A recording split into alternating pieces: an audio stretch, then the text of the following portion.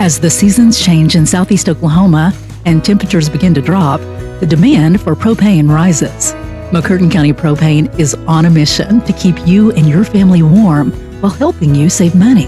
Get on our schedule now and have one of our professional drivers fill your tank before seasonal demand drives prices higher.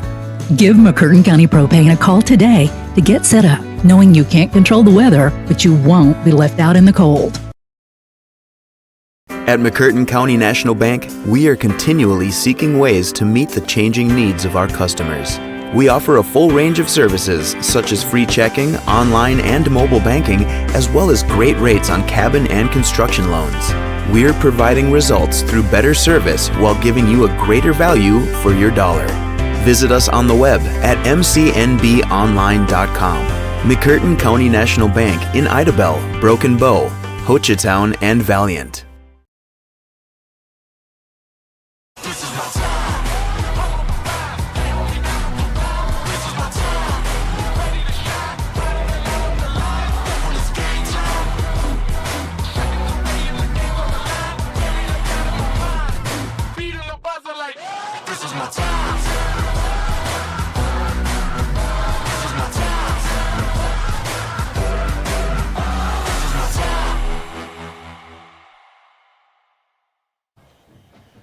Good evening and welcome to Memorial Stadium and Savage fans. We are about to experience Week 8 of the regular football season. Tonight's matchup between the Broken Bow Savages and the Hilldale Hornets. Hi, Chris Chandler up here at Memorial Stadium, and another pink out night here at Broken Bow Memorial Stadium. Savages are coming in to this game with a similar district record as the Hornets, both 1-3 with losses.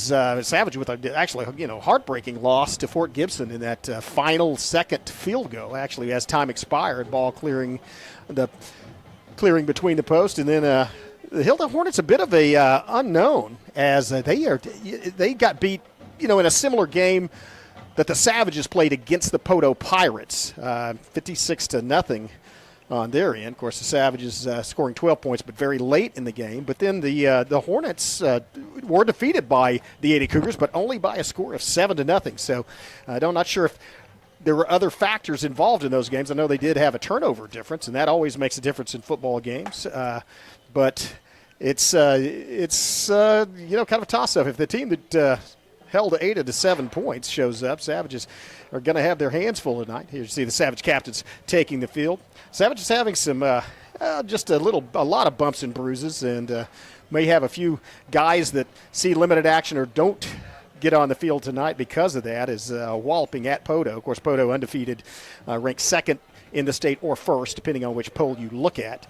With the Wagner Bulldogs, defending for a state champion Wagner Bulldogs, coached by, of course, Dale Condick there. But Savage is looking to still in the playoff hunt, as are the Hornets, if everything lines up right. But so if you lose tonight, you're mathematically eliminated. So must-win game for both teams. Expect them to both play hard and pull out all the stops as they try to get a victory and advance to two district wins on the season. Captains marching to the center of the field.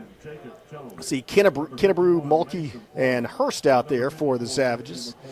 As Mulkey will be the starting center tonight for Broken Bow. Senior, of course, a really strong guy, and that can have an effect. Mulkey built very low to the ground, very compact, state on the podium at the state powerlifting championships, and so that's the kind of guy that also a very intelligent young man and a senior leader, so he will be taking over the starting center position tonight. Hurst as well out there, and with Kennebrew. Kennebrew really finding not starting the first couple of games of the season, has found his way into this starting lineup, though, in the last couple of games, and has made an impact. Large frame, number 10 there with the 6'3", 6'4" frame, and athletic body, and so able to maybe get downfield if they can give time. Also on defense, and that's where he's seen more active defense, is outside linebacker, defensive end, and play in the secondary. Kind of a it's sort of a rover. Put him where you need him. There's the coin toss, and Savage is looking. Well, they're explaining how the coin toss goes. I would like to say it's a beautiful night. It was a little warm today, actually up to about 85 degrees here, and but cooled off rapidly once the sun went down. And so it's about 75, and Miley Trent trying to show me. What's the temperature? Oh, okay. I was looking at the forecast for the game.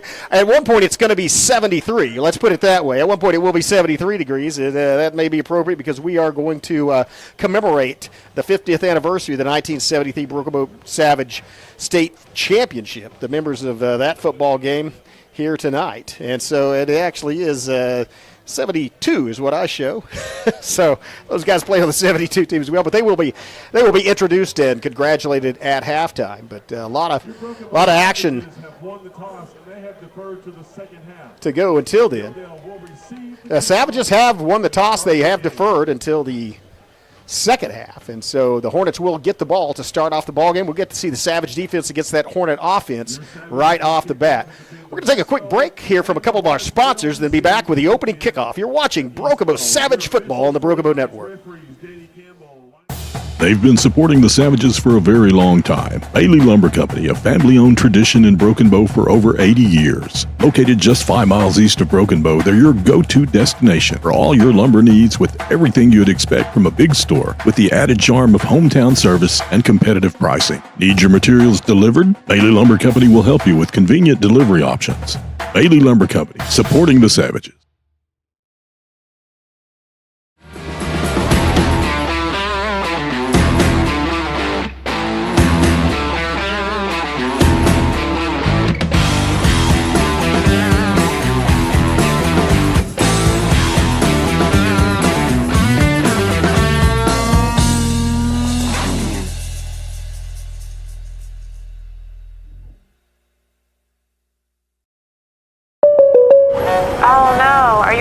Yeah, got a pretty big fender bender here. Don't worry, State Farm's got you covered.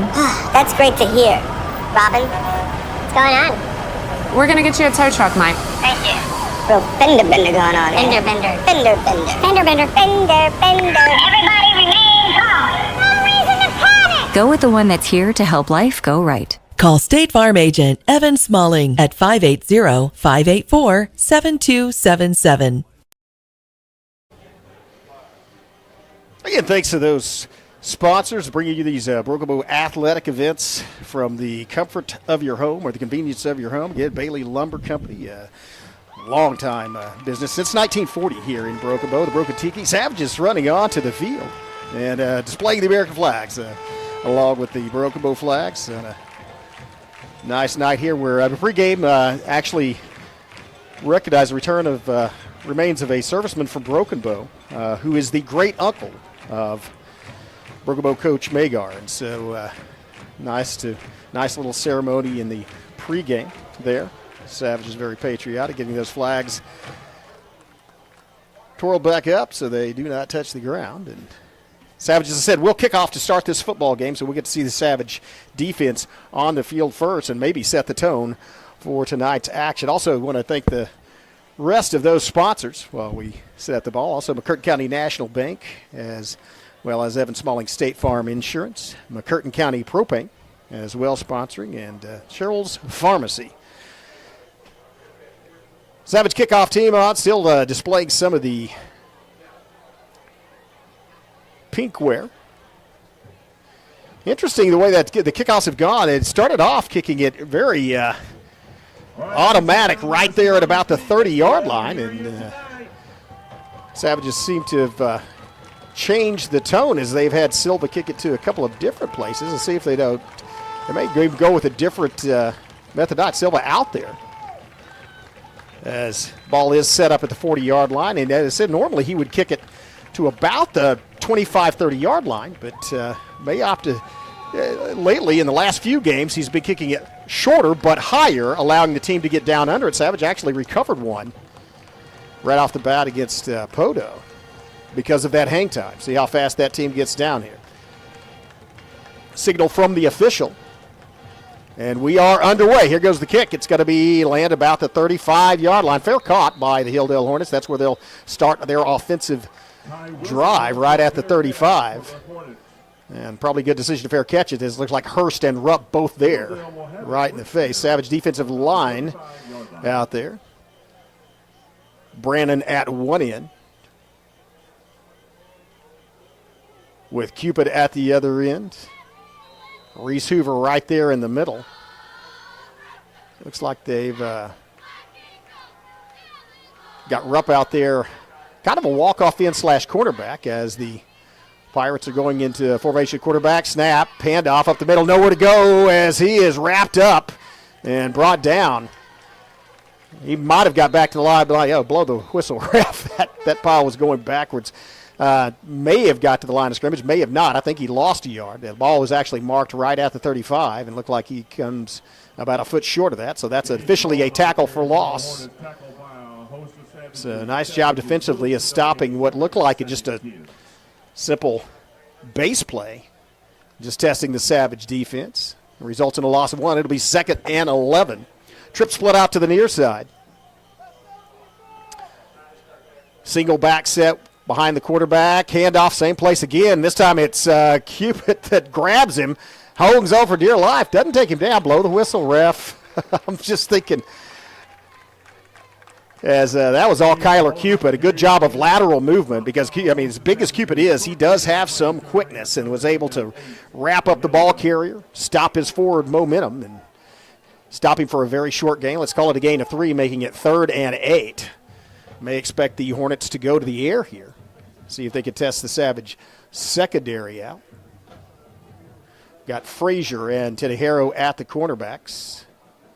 Nocum and Whitfield at the safeties. Play action, rolling back. Look like they'll get throw downfield. Let's go with the ball, and looks like he caught it for a first down. That was a deadly accurate pass, and it is a first down just past the 45 to the 46, a curl route. Well executed by the Hornets as he came back to the ball. The ball was thrown right at a place where only the receiver could catch it, and so they do move the chains on a 3rd and long. Savage is giving up a first down on the first pass from the Hilldale Hornets. May expect them to go to the air after that. Finish out the Savage starters. You got Bailey, and there's Big Bailey right. Quinlan Bailey making contact. I was going to say Bailey at one of the starting inside linebackers, and just as I called his name, he was there.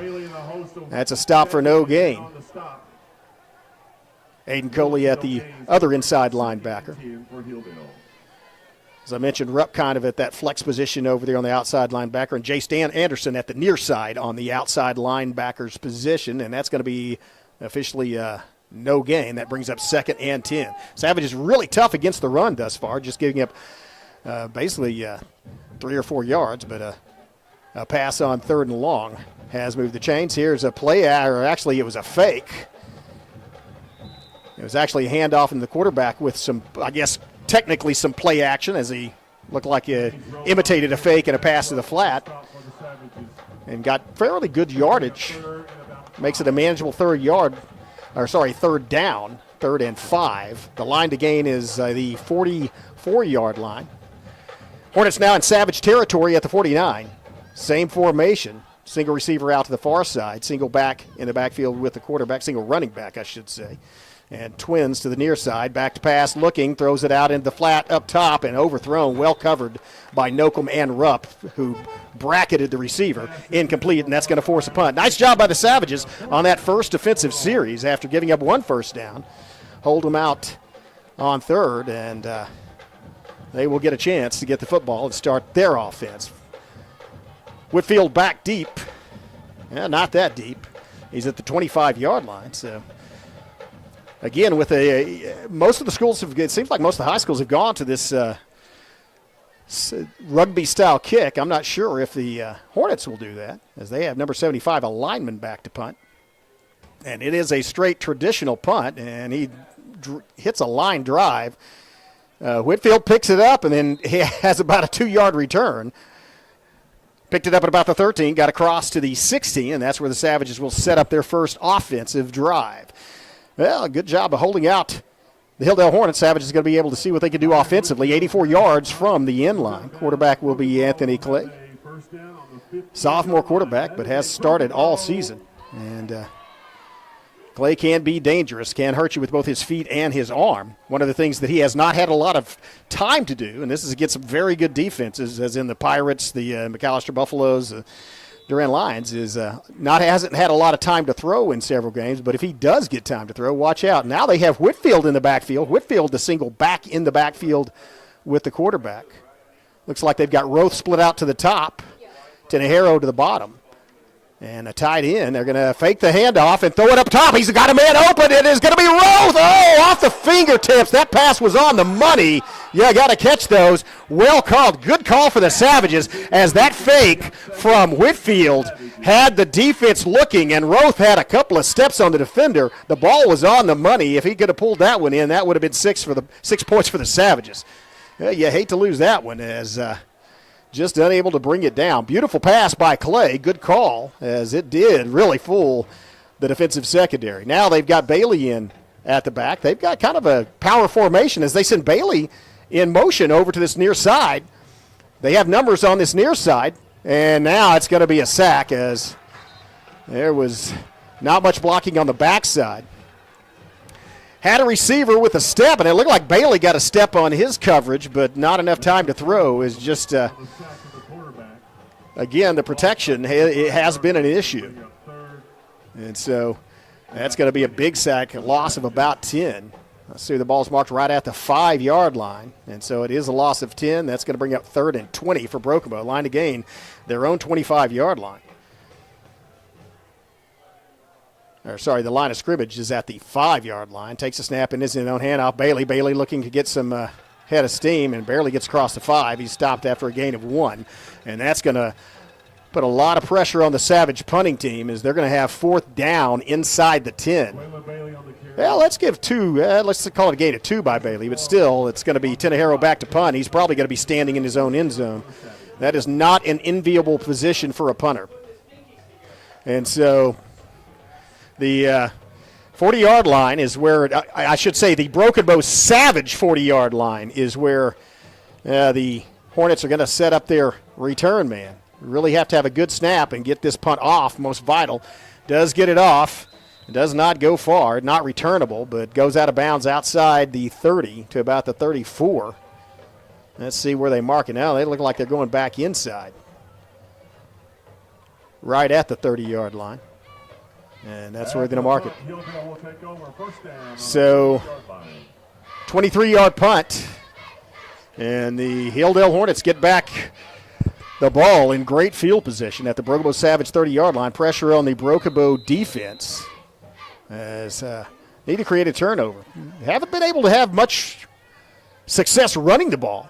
You kind of expect them to do power formation and expect them to just get numbers and try to run it on the Savages. They may try a sweep, and that's exactly what they're going to do. 2 lead blockers, and here come the Savages running it back. Backside pursuit, a loss of about 20. That was a great defensive play, as both Frazier on the tackle, but both the far side of the Savage defense cut off the path of the runner. The backside pursuit did not over-pursue. They stayed in their lanes, not allowing the running back to cut back. He tried to reverse it and lost a lot of man. That is a huge play, because they had it at the 30-yard line, and now they have it outside the 40. Savage defense doing an outstanding job tonight. It's called officially a loss of 12. And so eating away again at the Hilldale Hornet total offense. Hornets, you expect them maybe in a passing situation. Tripp split out to the near side. They are going to drop back, try to throw it, pass it out in the flat, and he's immediately brought down by Frazier, Rupp, and Coley. That's a complete pass, but it's completed for a loss. Savage defense moving the ball backward. Let's check this out all the way back to the 47-yard line. That is some great defensive effort, as that is minus 17 yards. Savage defense may get another loss like that. They may get the ball back into the Hornets' into the field. Big 3rd down coming up. If they can stop them here, they can force the Hornets to punt.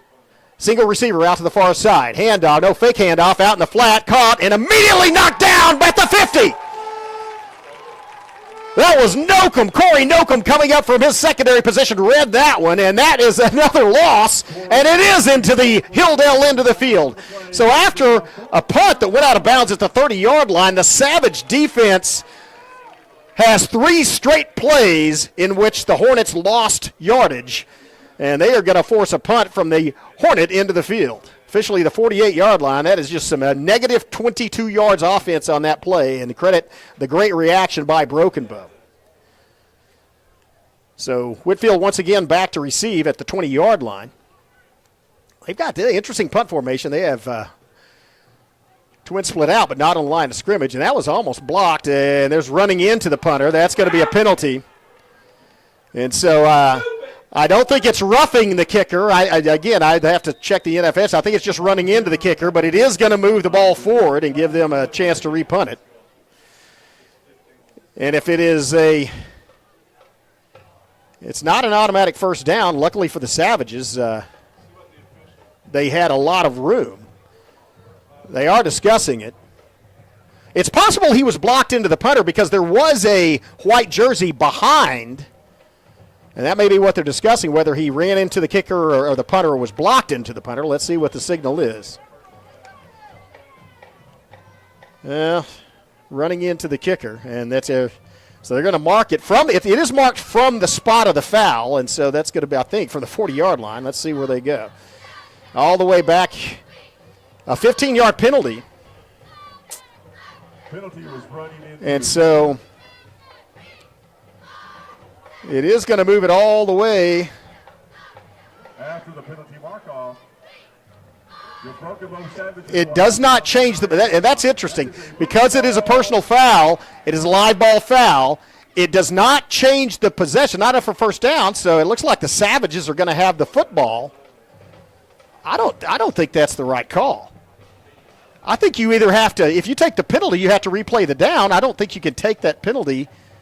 Anyway, I don't know. Well, whatever the situation, that officially on the field, the Savages are going to have the football once again inside their own 10. They're going to start off the 9-yard line. The Savage offense is on the field. Clay out there with Quinlan Bailey in it back. That brought Rocky Baker in at a slot. Also Hurst, it looks like, over there. Little power football. This may be just trying to run with numbers to the far side. Handoff. That's, no, it's going to be a keeper by Clay, and he dodges a couple of tacklers and doesn't dodge a couple more. Manages to fall across the 10, though, for a gain of about 2. Does get some space. I don't know if I think that was an intended, either an option or that was intended keeper by Anthony Clay.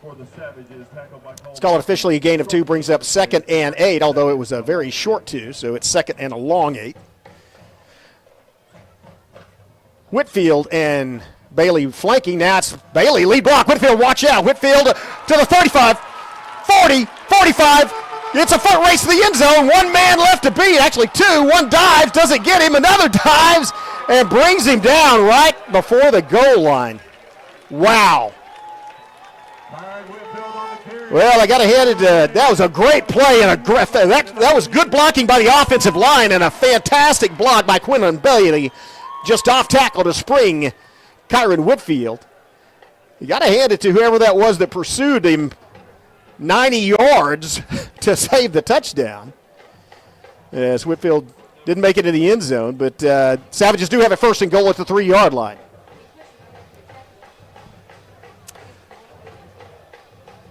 Little unsportsmanlike conduct at the end not called. There's going to be a 1st and goal for the Savages. Power formation as they send Baker across, and then they follow.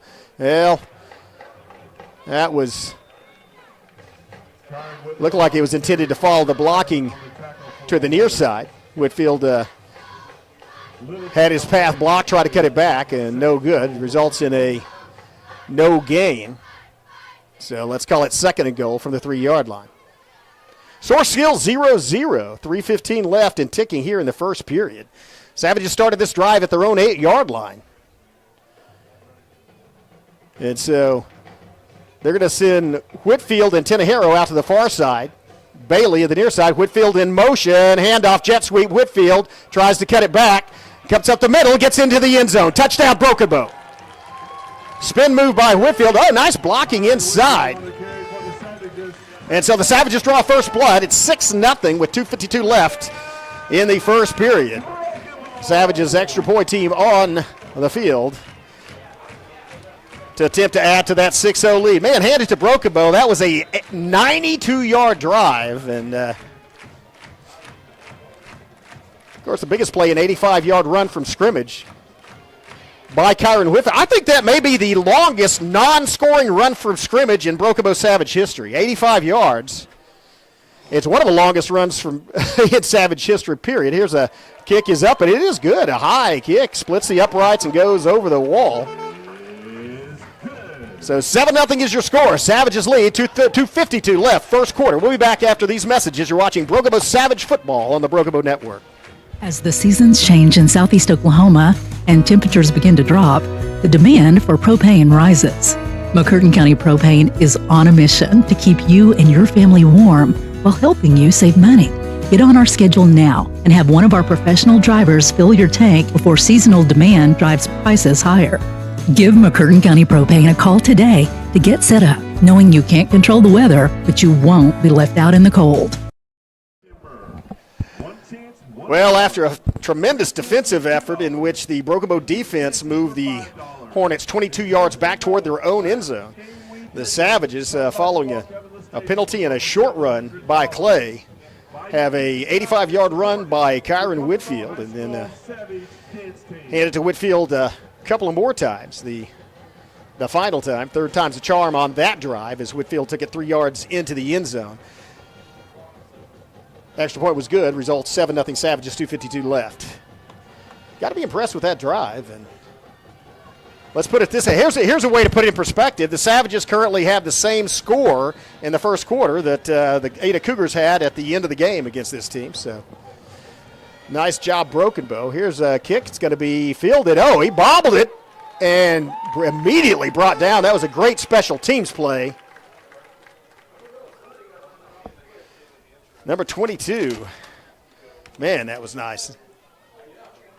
Cole Patrick, and the ball was bobbled, and the return man had to kind of stutter step, and Patrick just annihilated him, laid him flat out. Clean hit, but a hard one, and that results in a, let's call it a return of 3 from the 22 to the 25. Let's call it 4. Officially, the ball just across the 25 to the 26, 1st and 10.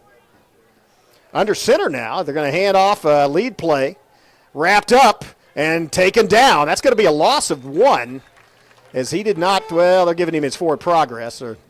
I didn't think he made it across the 25, but let's call it a gain of 1. That brings up 2nd and 9. Good effort by the linebacking core of the Savages. And so a gain of 1. It'll be 2nd and 9 from the 26-yard line. Savage is doing an excellent job against the run tonight, not allowing much of anything via the ground. Hornets have thrown for a first down. They have one man in the slot, one in the backfield. Handoff, backfield trying to go. Avoids one tackler, still loose. Watch out. Gets past first down yardage and more, brought down by Nokel, but not before crossing the 40, and that's going to be a first down for the Hornets as they will move the chains. And Savage has had good contact at the line of scrimmage, just could not bring the ball carrier down. That will be enough for a first down for Hilldale. And so, following that Savage touchdown, the Hornets managed to move the chains, and they're going to go back into the slot to this side.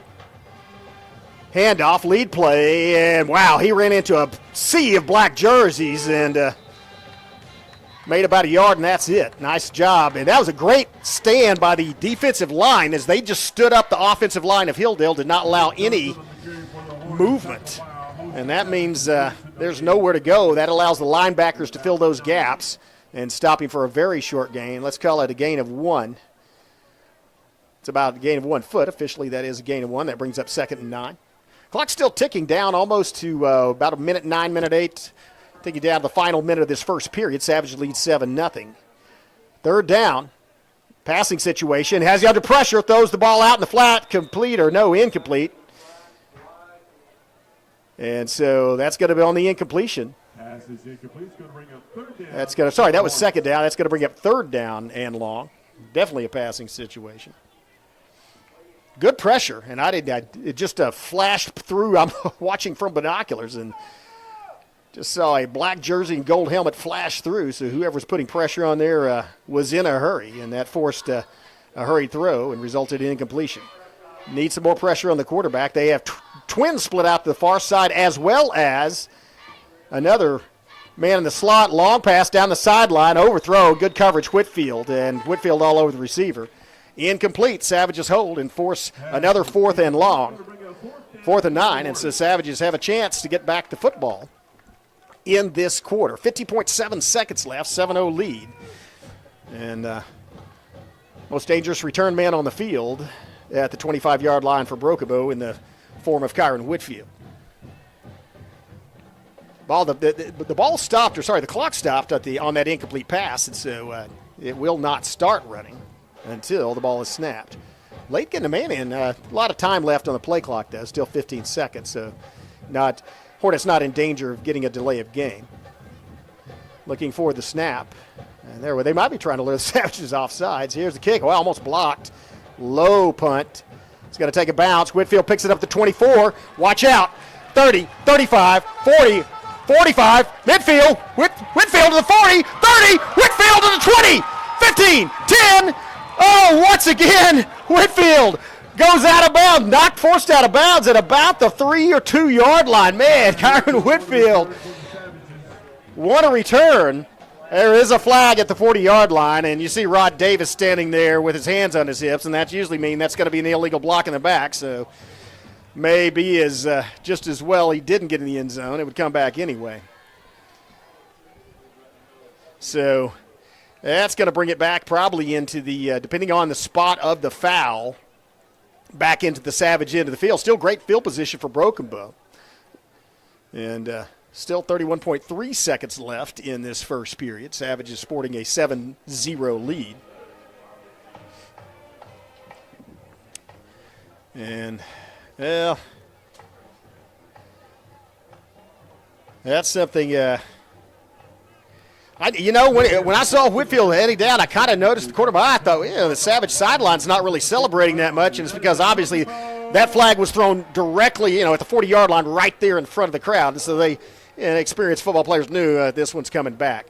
Still not bad. Savages do actually have the ball right at midfield, and so at the 50 is Clay in the backfield with Bailey. Rocky Baker in the slot. Twins split up top.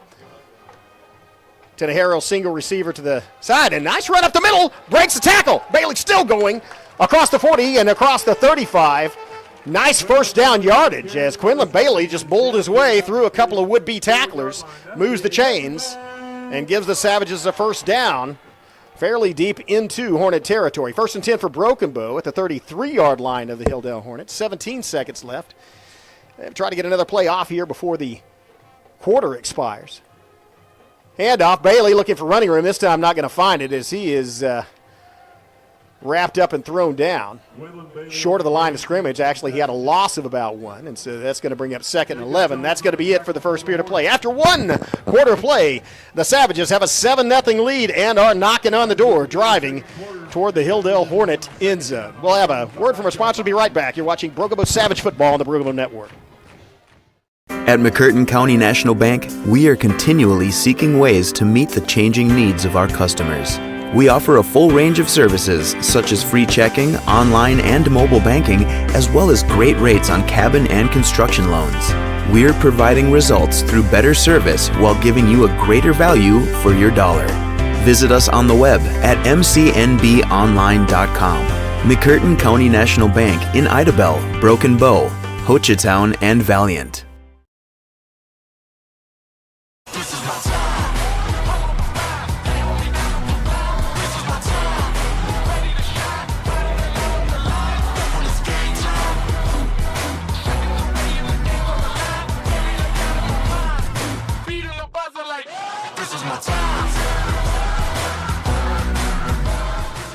Well, welcome back.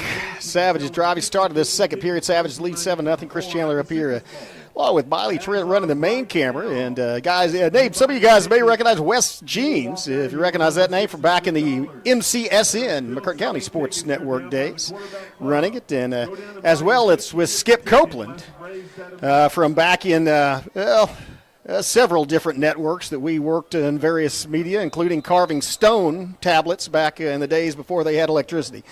1st and 10, Broken Bow. Sorry, 2nd and 11, Broken Bow after that Bailey run. And here's going to be a Clay keeper up the middle. Wow, he got hit right in the midsection with a shoulder pad, and that's one of those tough ones that knocks the wind out of you. There is a flag on the play, and that's going to be illegal procedure against Broken Bow, and they probably will take that because of the field position of Broken Bow. Normally they might actually take the no gain, but ball is right at the 35-yard line, so they're going to move Broken Bow back. Savages do get to replay the down, so it'll be 2nd and 16 from the 40-yard line. 40-yard line of the Hilldale Hornets. Tenhero to the far side. Rocky Baker in the slot. Whitfield and Champagne to the near side at split receivers. Bailey in the backfield beside Anthony Clay. 2nd and 16. Clay back to pass, looking, drop Baker back in protection. That's Clay scrambling, and Clay looks like he may take this and try to run at the sideline. Oh, that is going to be a nice little block there right at the end as Whitfield came back and got one out of the way, but not able to spring. Yeah, it's going to be a block in the back on Whitfield, I think, right in front of the bench, as Luke Ring offensive coordinator, did not like that, as it was at the end of the play and kind of behind the ball carrier. And that's going to move the Savages. It's a live ball foul, so they'll move it back and replay 2nd down, but this time from about midfield. And when I say about midfield, I mean midfield. That's about as you can get, right at the 50. So Savage, third time we're going to try to play 2nd down on this drive, but this time from right in the middle. 2nd and a mile. The line to gain is the 24-yard line.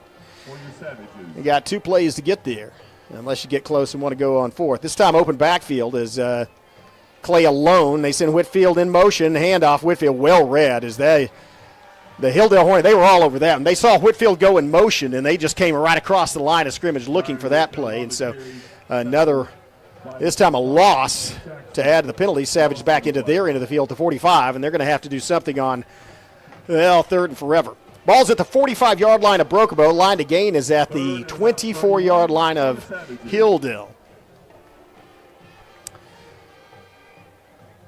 So 3rd and 31. Took me a little bit to calculate that in my head. Savages they can eat up yardage, though, as we've already had an 85-yard play from scrimmage. I'd like to get another one as they throw Whitfield in motion, throw it across the middle, and that was intended. The Savage fan maybe wonder how that was intended to get Bailey loose as they're looking at Whitfield, maybe as a double pass, and using him as a decoy. They dump it off to Bailey and hope Bailey, if he can beat one guy, he's got a head of steam, can break some tackles.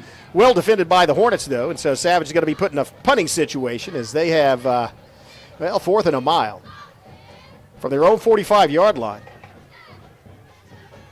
And penalties just killing Broken Bow so far. As remember, they had that great kickoff or punt return by Whitfield called back, and then 3 consecutive penalties on offense. Penalty bug biting Broken Bow here in this second period. Here's a low kick. It's going to take a Broken Bow bounce, though, inside the 30, and then goes out of bounds about the 27-28. And that's where Hilldale will start this possession. Savage, actually both defenses, Broken Bow had a great play from Whitfield, but otherwise it's been a very defensive game as both defensive have managed to move the opposing offense backward. Savage is looking for for a continuation of that trend, as they would like to stick the Hornets back into their own red zone. 1st and 10 from the 26-yard line. Here's a handoff up the middle. It's Bailey. Bailey makes contact right at the line of scrimmage and drives the ball carrier to the ground. No gain. Good job by Quinlan Bailey. As no dice on the carry. 2nd and 10. Nice to see Bailey back in action. Of course, he was hobbled, as were a lot of people last week at Poto. And looks like he's hitting on all cylinders tonight, though. And for the Hornets, it's going to be 2nd and 10. And this time, Schaefer's going to get, looks like he may go under center in the eye as they have a man in motion. So it looked like a lead play. Get some running room. Watch out. First down yardage and more until he's taken out of bounds by Frazier. And that was just a lead play that the offensive lineman and lead blocker got their blocks. And Coppin, or sorry, that was not Coppin. Roland, number 22 gauge Roland, able to roll about 15, 20 yards downfield, get a first down at the 45-yard line. Still in the Hornet end of the field, but with 4 new downs. Back in the eye, handoff, looking up the middle, contact made by Bailey, couldn't hang on to him, and then gets tackled, but not before he crosses midfield. Gage rolling on the carry for the Hornets, tackled by a Brown, I believe, the primary tackler. Gage of about 7 is going to bring up 2nd and 3 for Hilldale. But after the Hornets actually, after Savages stopped them for most of the first half, having success going under center into the eye, a traditional running team formation. It's looked like they're going to don't fix what's not broke. They're going to try more of the same lead play, same. Yeah, this time Roland bounces it outside, and then he's met by a couple of Savages, manages to get loose from one and cross the line to gain and move the chains once again. 1st and 10 in Savage territory for the Hornets. And you used to see that a lot. This is an I formation type football is back when I played. So that was a long time ago. Speaking of which, a long time ago, I mentioned the pregame, we will be congratulating that and recognizing the 1973 Broken Bow Savage State champion team at halftime. Hang out for that. Right now, 1st and 10 from the Savage 41-yard line. Under center once again, same lead play, and this time it's Bailey in the backfield knocking him down along with a couple of other Savages, well read, Cubitt and Hurst all over the ball carrier, as that was a great read by the linebacking core. And Cupid from his, I tell you, Cupid took on a blocker. It took on, I believe, the lead blocker as well. I think Kyler Cupid might have beaten 2 blockers on that play to get to the ball carrier or to make him try to bounce outside, and Quinlan Bailey right there as well. And that's a great, if you're a defensive lineman and you can shuck a block and force the lead blocker to block you, that opens it up for the linebacker to make the tackle.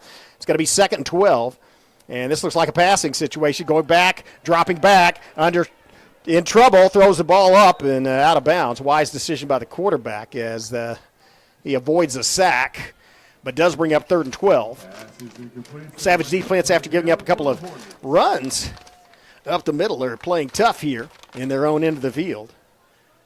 Big 3rd down coming up, however. Let's see what the Hornets opt to do. They have had success, as I said, running in the eye.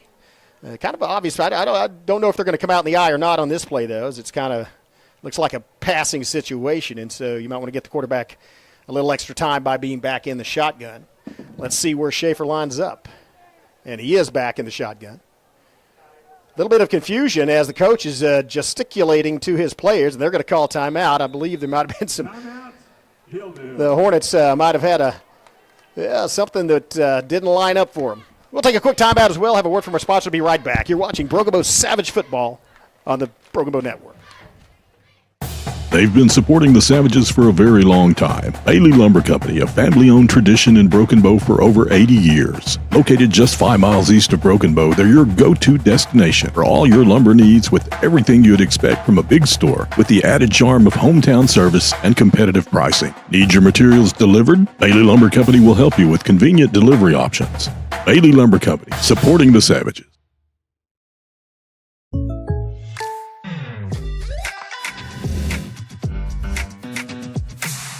If you want the real deal, call State Farm agent Evan Smalling in Broken Bow today. Like a good neighbor, State Farm is there. Savage defense, marching back over into their defensive positions as the Hornets had a little confusion in whatever play they were attempting to run, and so called timeout to sort things out. They face a 3rd and 12. The line to gain is the 32-yard line of Broken Bow, and, kind of hard to tell. They may not try to get it all in this play. They may be in 4-down territory. Schaefer back in the shotgun, drops back under pressure. Oh, it's a screen. Watch out, and it's incomplete. So wisely, that was a good football move, as the whistle had not been blown yet. So Brandon dropped on the football, and that's what you do when you're out there. Until that whistle goes, it's a live ball, and it was an incomplete pass, just a little late on the whistle. And so heads up play by Brennan. It will bring up a 4th and 12, and they line up in punting formation. And again, not even halfway through the second quarter yet. Savages lead 7-0, but 6:40 left, so plenty of time. It would not shock me if they fake this punt. Let's see what happens. Here's the snap. Nope, here's the kick. Flies off the foot, and Whitfield, and he's going to try to reverse his field and he somehow manages to get loose. I don't know how he did that. A short return, about 6 yards, but Whitfield went backwards, turned his back to the defenders, took a stutter step, and came back this way. Oh, man. Well, that sets the Savages up in, not good but not bad field position at the 80 yards from the goal line. But Savages have 6 minutes and 26 seconds, have all 3 of their timeouts. And so nice job again by the defense after giving up a couple of first downs of shutting down that Hilldale offense and giving the Savage offense a chance to get back on the field and go into the second half with scoring. Now they run up. That's reminiscent of Poto run out of the huddle, line up, and somebody, I think Whitfield might have tripped over his own man. But if you guys remember that game last week, how the Poto Pirates come out of the huddle, sprint to the line of scrimmage, and immediately snap the ball once they're set for a second. That may be what the Savages do, kind of a hurry-up offense. Hurry up as in not hurry up, and that's exactly what they're doing. Don't give the defense time to react. Try to get and there's a gain of about, let's call it a gain of 2, possibly 3. Brings up very manageable 3rd down, 3rd and about, let's call it 3. And that's very similar to what the Polo Pirates are doing. You gain 2, 3, 4 yards per carry.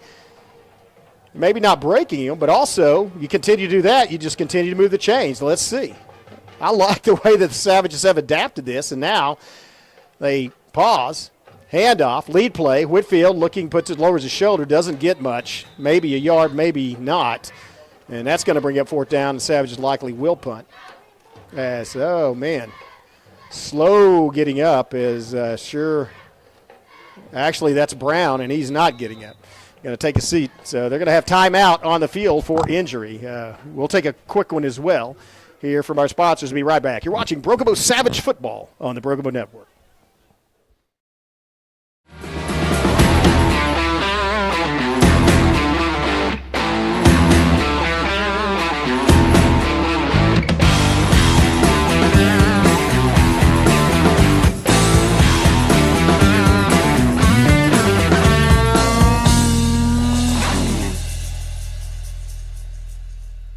As the seasons change in southeast Oklahoma and temperatures begin to drop, the demand for propane rises.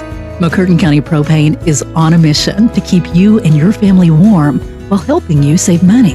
Get on our schedule now and have one of our professional drivers fill your tank before seasonal demand drives prices higher. Give McCurtain County Propane a call today to get set up, knowing you can't control the weather, but you won't be left out in the cold. Well, and Brown walking off under his own power. That's good to see. A little bit limpy, though, and so maybe an ankle or something. I don't know. Glad to see that it wasn't a serious injury. And so doesn't change the down, though. Savages have 4th and about 2, and so they're going to line up in punting formation. Tenejero back to punt. And you've got there's kind of a hard count. And here's the punt. And it's going to be caught by Baker right at midfield, or shortly, right at midfield. And so now it is the Hilldale Hornets that have, well, not really a short field, but just half of it. They're right at midfield once again. They still have just under 5 minutes, 4:58 left. Savages lead 7-0, but the Hornets have possession of the football, 4 new downs and 2 timeouts. Savage defense really playing well. Giving up a couple of first downs, and that's about it. And I don't have the exact stats, but because of all the tackles for loss, probably have held the Hornets to less than 20 yards total offense. Certainly don't want to change. Say, oh, that's a counter play, and it's sprung 40, 35, one man to beat, and he goes forced out of bounds by Frazier. But that was just a simple counter play as they had faked the lead with all the power coming this side of the near side. And just handed it off, either a counter or a trap. And the fullback went the other way, and, man, he almost got loose. Did get past one Savage and was forced out of bounds, but not before moving the chains. And just like that, it's the Hornets inside the 30. 1st and 10 from the 26-yard line, under center, Schaefer. And hands off, looking for room to run across the middle, and that's shut down. Well, it's still going. That's a pretty good run. Looked like I thought he had his legs taken out from under him right there by Rupp. And you see Rupp getting off the bottom of that pile or being helped up by Coley. But he did fall forward, but fell on a pile of players, and so was never down, and neither his knees or elbows or anything hit the ground, so just kind of kept pushing his feet, rolled over the pile for an extra 2 or 3 yards. A good carry on first down all the way to the 20, and that brings up 2nd and let's call it 4. May see more of the same. May see that counter play again, counter or trap, as that was, and that's going to be a straight blocking and gains, very near enough for the first down. In fact, does get enough for the first down. I think that's going to move the chains. They may measure it. I don't know. Let's see where it's marked. Now, it may be a little short. They do indicate it's 1st and 10, so that will move the chains. And clock continues to, as soon as the chains get reset, clock will continue to run. Brought down inbounds, 3:47 and ticking, and there goes the clock. 7-0 Savage lead, but now the Hornets are threatening. They are in the red zone. 1st and 10 at the Brogabo 16-yard line. And Brogabo's going to call timeout.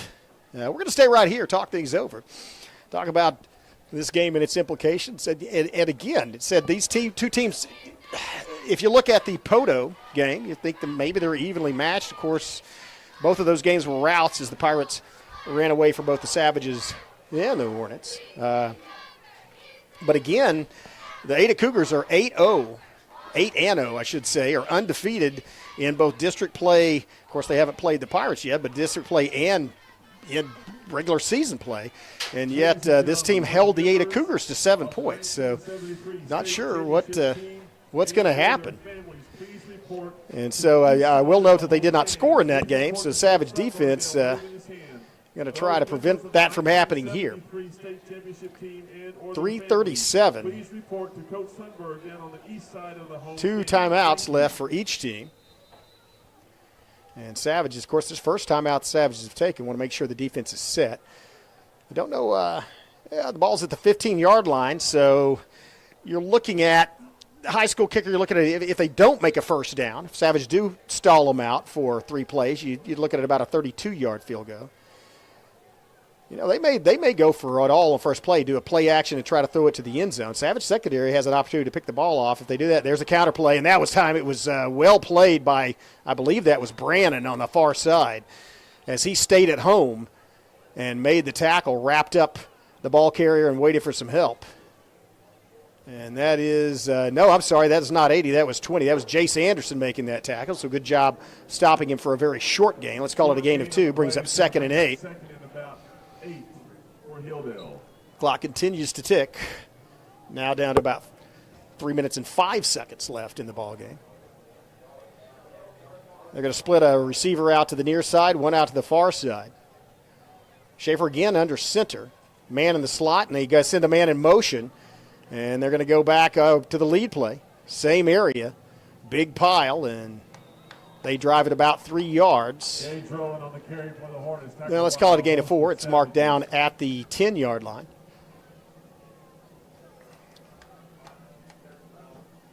So line to gain is the 6. Let's call it a 3rd and 4.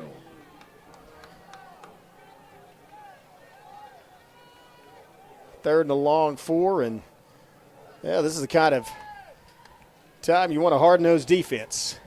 Try to force them into a field goal attempt.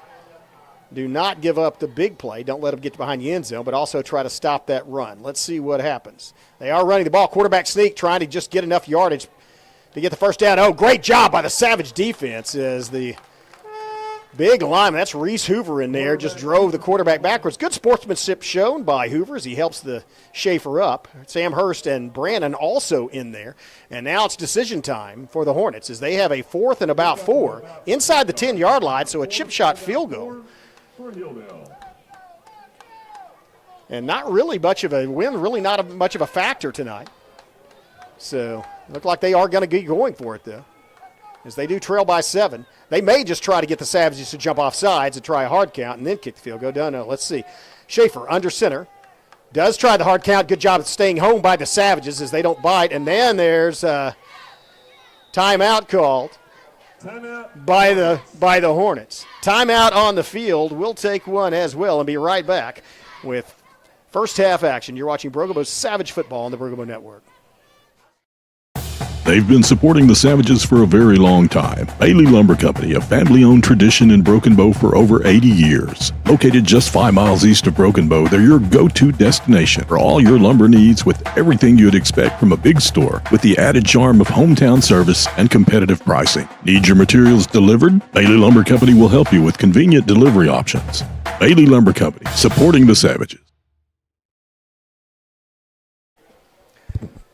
Well, it's 4th down, and your opponent's inside your 10-yard line. They need 4 yards for a first down and 9.5.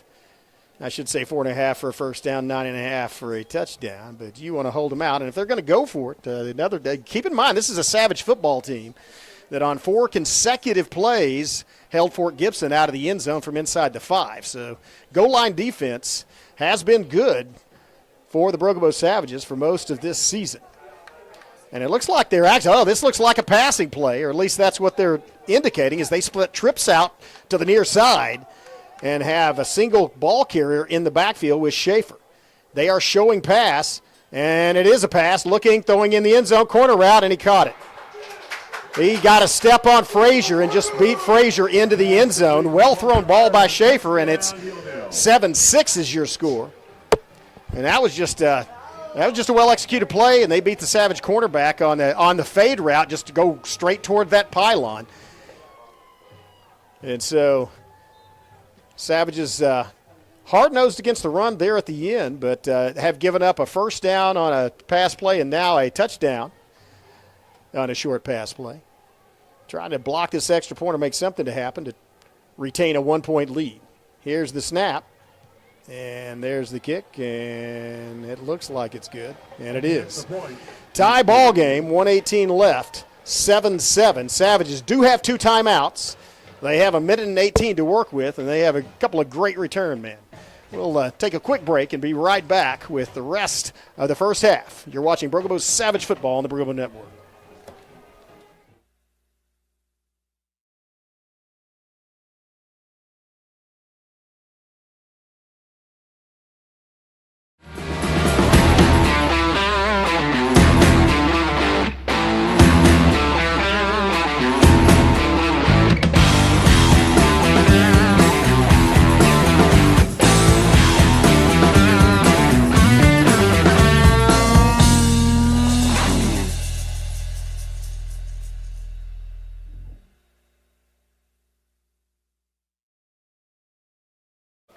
Well, we got a tie ball game, folks. Tied in district play and tied on the scoreboard. Savages need to take back the momentum as 1:18 left, 7-7. I do not expect them to kick it to I don't expect them to kick it to Whitfield or even deep. But,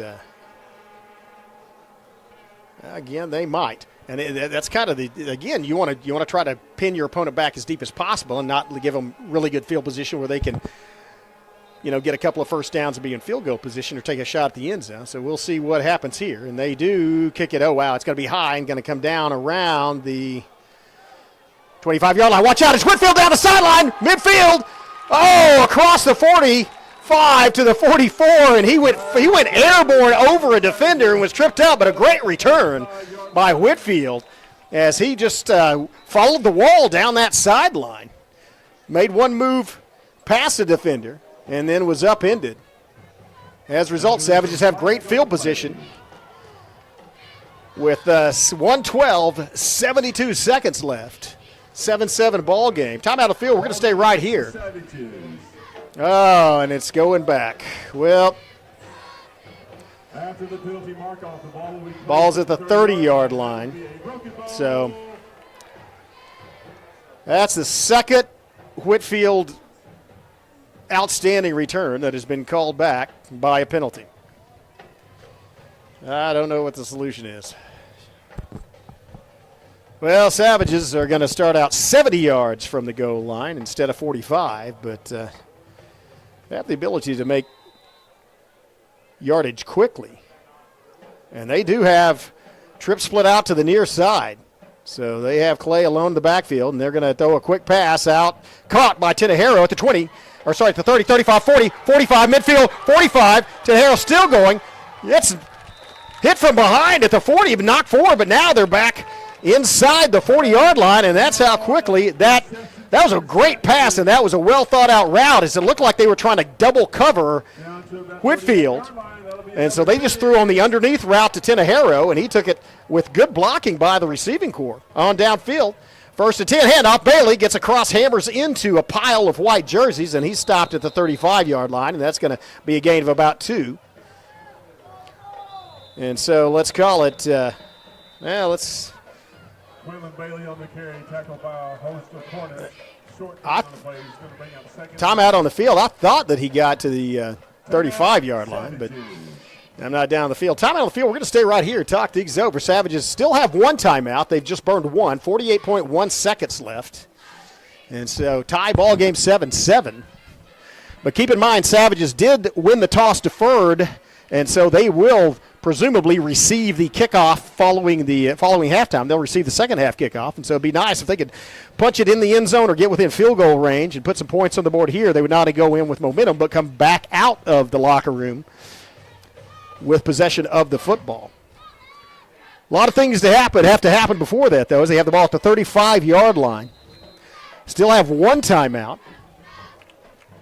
and presumably will be throwing the football.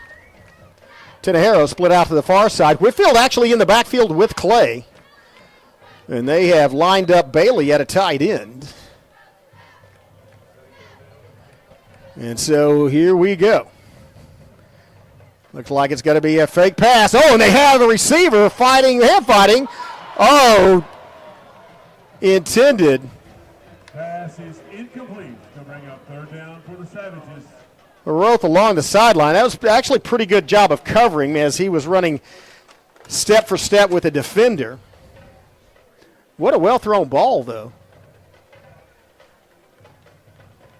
As Heath was in the end zone when the ball came down, and so it was it might have got a hand or two on it, but knocked down. It really only took about 6 or 7 seconds off the clock, though, as it's 42.5 left. Alone in the backfield, good blocking. Here's a pass complete at the 24-yard line, and that's going to be enough to get a first down. So they should stop the clock to move the chains, and Savages quickly rush to the line of scrimmage. Well, they started the clock. They started the clock and the chain. The guys are still moving with the chains on the far sideline. I don't get that. Savages lining up, 27, 26 seconds. Clay yelling the signals to the lineman. Here's the snap. Looking downfield, still looking. Clay's going to run. And wisely goes out of bounds to stop the clock with 14.4 seconds left. Savages, keep in mind, Savages still have one timeout left, 14.4, so time for probably at least 2 plays. But have to probably get it in the end zone. As ball's at the 22-yard line. Savages about probably around 60 or 70% on extra points this season, so maybe a little more than that, but probably don't want to attempt a field goal, so you may see some shots at the end zone. They do have a timeout. They may get about half the yardage on one play and then try a couple of shots after that. Clay alone in the backfield.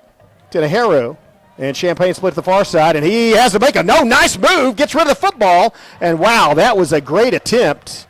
As Whitfield on the sideline went up to catch the ball, a little bit overthrown. A good job just eluding a sack by Clay as he had to spin out from back in the backfield. 9.1 seconds, so probably time for 2 plays. Again, you really can't, you don't want to take a sack. It's not if you take a sack, it's over. Savages do have a timeout, but probably want to take a couple of shots at the end zone. And they send Tenahero in motion toward the near side. And now switch him over, play clock at 10. Looking, throws it downfield, and the ball bounces way up in the air, and it's intercepted. That's going to end the first half on an interception. And so that's a little momentum for the Hornets heading in, but Savages do get the ball when we come back in the second half. We're going to take a quick time out, have some words from our sponsors, and be back with a couple of things at the halftime, including recognition of that 1973 state championship team on their 50th anniversary. We'll be right back. Oh no, are you okay, Mike? Yeah, got a pretty big fender bender here. Don't worry, State Farm's got you covered. That's great to hear. Robin, what's going on? We're gonna get you a tow truck, Mike. Thank you. Real fender bender going on. Fender bender. Fender bender. Fender bender. Fender bender. Everybody remain calm. No reason to panic. Go with the one that's here to help life go right. Call State Farm agent Evan Smalling at 580-584-7277. As the seasons change in southeast Oklahoma and temperatures begin to drop, the demand for propane rises. McCurtain County Propane is on a mission to keep you and your family warm while helping you save money. Get on our schedule now and have one of our professional drivers fill your tank before seasonal demand drives prices higher. Give McCurtain County Propane a call today to get set up, knowing you can't control the weather, but you won't be left out in the cold. Welcome back, and we'll turn it over to Jerry Fowling, recognizing the 1973 state championship football team. Tonight, ladies and gentlemen, we celebrate the 50th anniversary of that triumph and recognize the athletes that put Broken Bow on the map as a powerhouse. Introducing the 1973 championship team. If your name is read, please wave to the crowd, or if you have a family member, they can wave to the crowd also.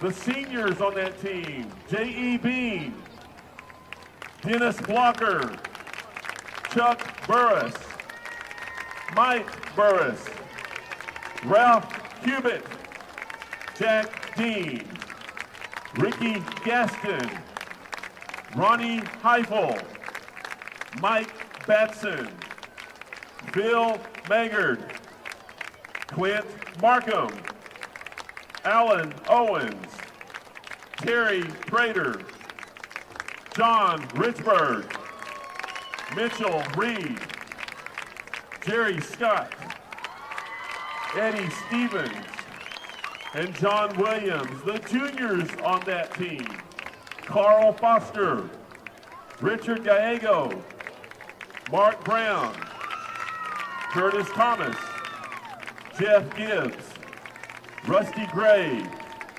Gary Hawkins, Jim Love, Lynn Miner, Johnny Ross, Kevin Scott, Tommy Stevenson, Ricky Stout, Jim Stoltz, Vance Hastings, Jimmy Swift, and Tommy Burris. Your sophomores on that team: Sean Badgett, Donnie Bates, Charles Boyles, Mark Bush, Kirk Cantley, Stephen Deether, Perry Dickey, Wilbert Bean, Charles Flowers, Gerald Gibbs, Mike Grisby, Bryant Larcade, Lewis Love, Joe Watkins, Ronnie Wells, and your coaches, Ray Hall, Granville Chandler, Doug Walden, and Mark Willis, and your manager for that team was Tommy Rudisill. Ladies and gentlemen, your 1973 Broken Bow Savage State Championship team.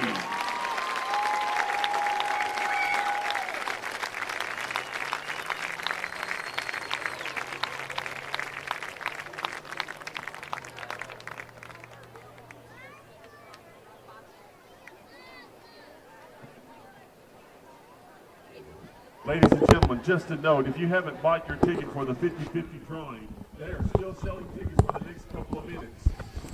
If you buy a ticket now and win, well, and that's, of course I did. I'd say they, support these young ladies. Those young men started that, at least the seniors and juniors on that team started the state championship tradition. Of course, they also played on that 72 state championship team, back-to-back champions, and grew up in Broken Bow football. Ray Hall, of course, winningest coach by percentage in the history of Broken Bow football, as he was 25-1, and that is a record unlikely to ever be defeated. Won 2 state championships his only 2 years coaching here at Broken Bow as a head coach. Also was an assistant under John Axton. And, of course, Axton took 2 teams to the state championship, but had to run into the Clinton Red Tornadoes. And so a lot of tradition and history here at Broken Bow. And you talk about tradition and history. Let's segue to the Broken Bow Savage Pride Marching Band. I do not know if there has ever been a high school band that has received as many consecutive superiors at regionals as the Broken Bow Savage Pride Marching Band, but this is 27 in a row. This is 27 in a row. In other words, the last time that the Savage Pride Marching Band did not achieve the highest grade at regionals is, well, it was before the millennium. Nobody that is on this band was born yet, or even close to being born yet. It's just a tremendous job by this Savage Pride Marching Band over the last 27 years. And so, again, they do not disappoint. We'll enjoy their halftime performance narrated by Miley Trent. Forever by Kiss. I Would Do Anything for Love by Meatloaf. Canon in D by Johann Pachelbel. Like My Father by Jax. And How Long Will I Love You by Ellie Goulding. Featured performers include soprano saxophone soloist Kinley Jones, alto saxophone soloist Cedar Fields, narrator Allison Sundberg, and vocalist Kel Bible and Madison Morphew. The Savage Pride recently completed their 2023 marching competition season this past week. On October 7th, the band competed at the Chickasaw Marching Band Extravaganza in Tishomingo, winning Outstanding Color Guard, Outstanding Percussion, High Music, First Place in Class, Large School Sweepstakes, and Overall Contest Grand Champion. This past Saturday, the band competed in the Oklahoma Bandmasters Association Class 4A State Marching Band Championships at Catoosa High School. The band earned a spot in finals, finishing 8th place overall amongst the top 4A bands across the state. The Savage Pride concluded their competition marching season Wednesday, receiving their 27th consecutive superior rating at OSSAA Regional Marching Contest in McAllister. The Savage Pride would like to thank all family, friends, and fans that supported them during their competition endeavors.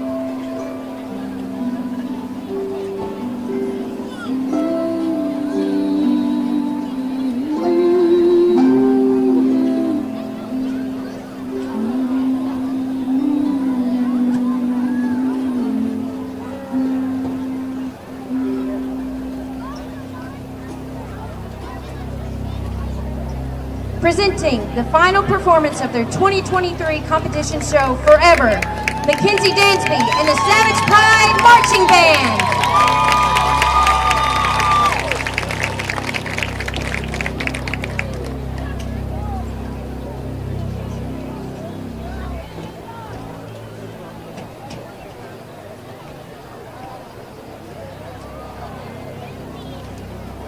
The day with its cares and perplexities is ended, and the night is now upon us.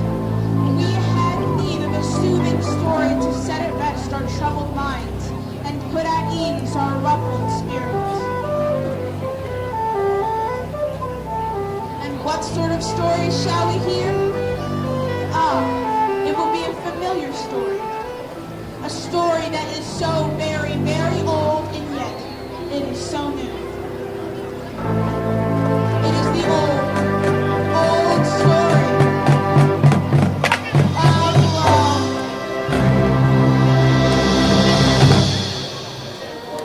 Two lovers sat on a park bench holding hands in the moonlight. There was a silence between them.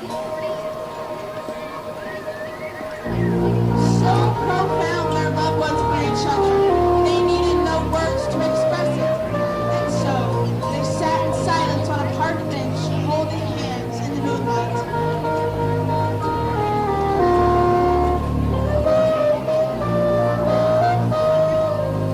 Finally, she spoke. "Do you love me, John?" she asked. "You know I love you, darling,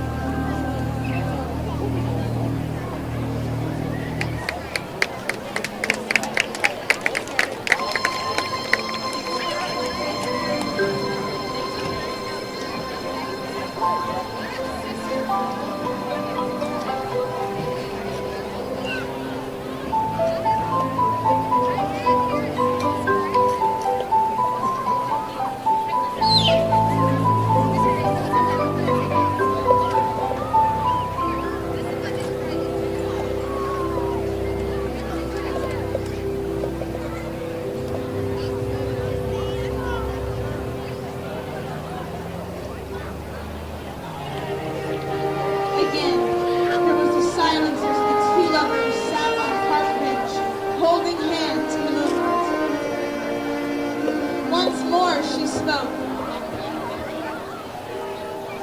How much do you love me, John? She asked. He answered, how much do I love you? Count the stars in the sky. Number the grain of sand on the seashore. Impossible to say. Yes. And it is just as impossible for me to say how much I love you. My love for you has no limits, no bounds. Everything must have an ending, except my love for you.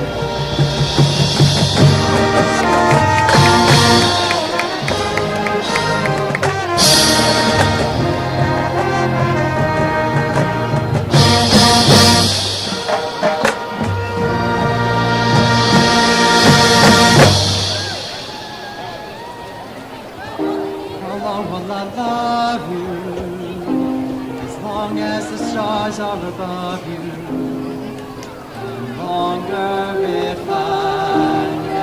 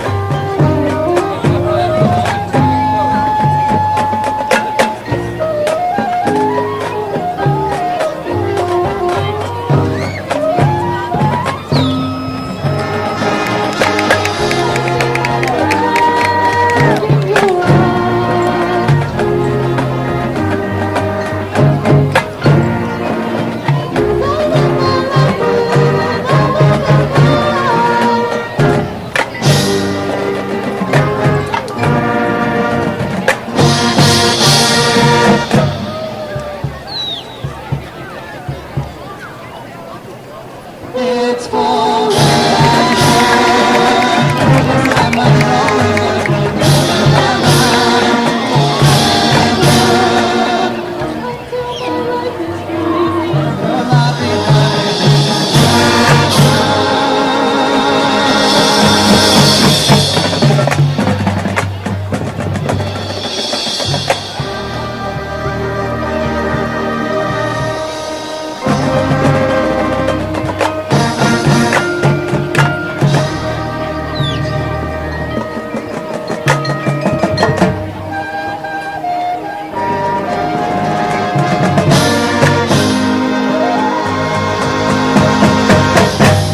Love is patient and kind. Love is not jealous, or boastful, or proud, or rude. Love never gives up, never loses faith, is always hopeful, and endures through every circumstance. Three things will last forever: faith, hope, and love. And the greatest of these is love.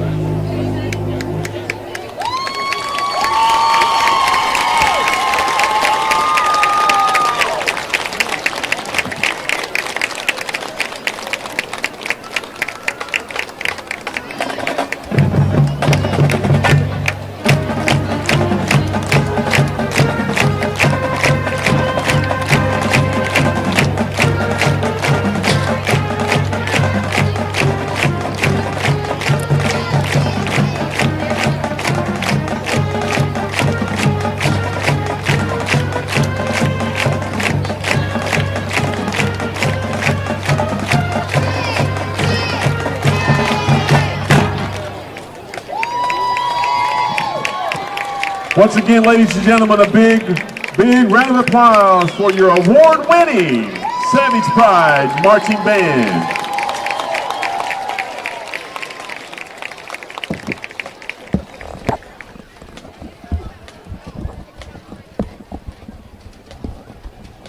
And as I said before, coming off their 27th consecutive Superior.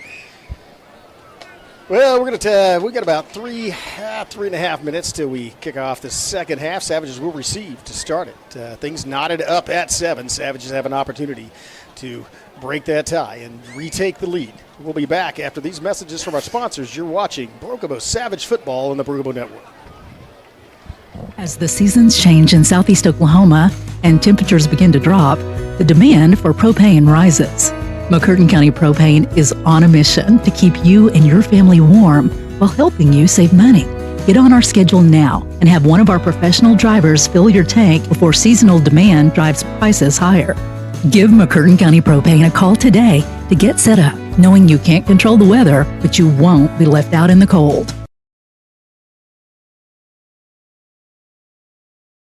We're continually seeking ways to meet the changing needs of our customers. We offer a full range of services such as free checking, online and mobile banking, as well as great rates on cabin and construction loans. We're providing results through better service while giving you a greater value for your dollar. Visit us on the web at mcnbonline.com. McCurtain County National Bank in Idabel, Broken Bow, Hochatown, and Valiant.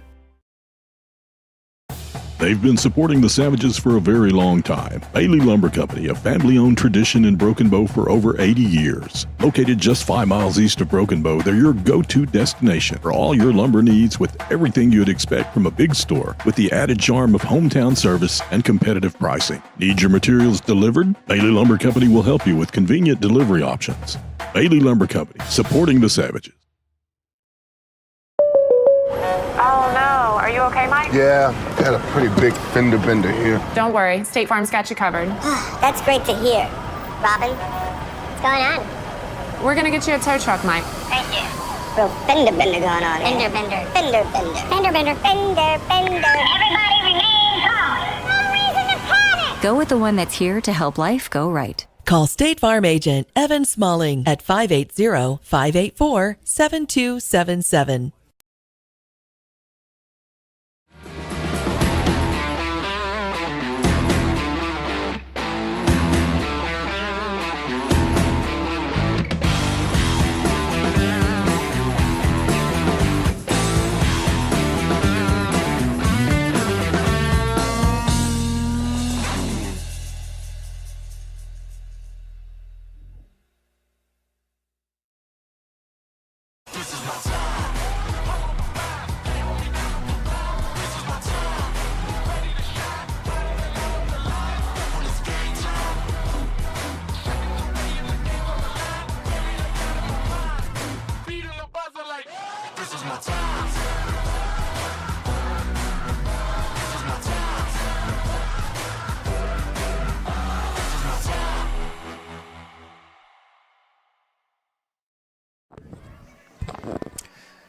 Savages warming up in the end zone, hopefully warming way up and come out hot in the second half.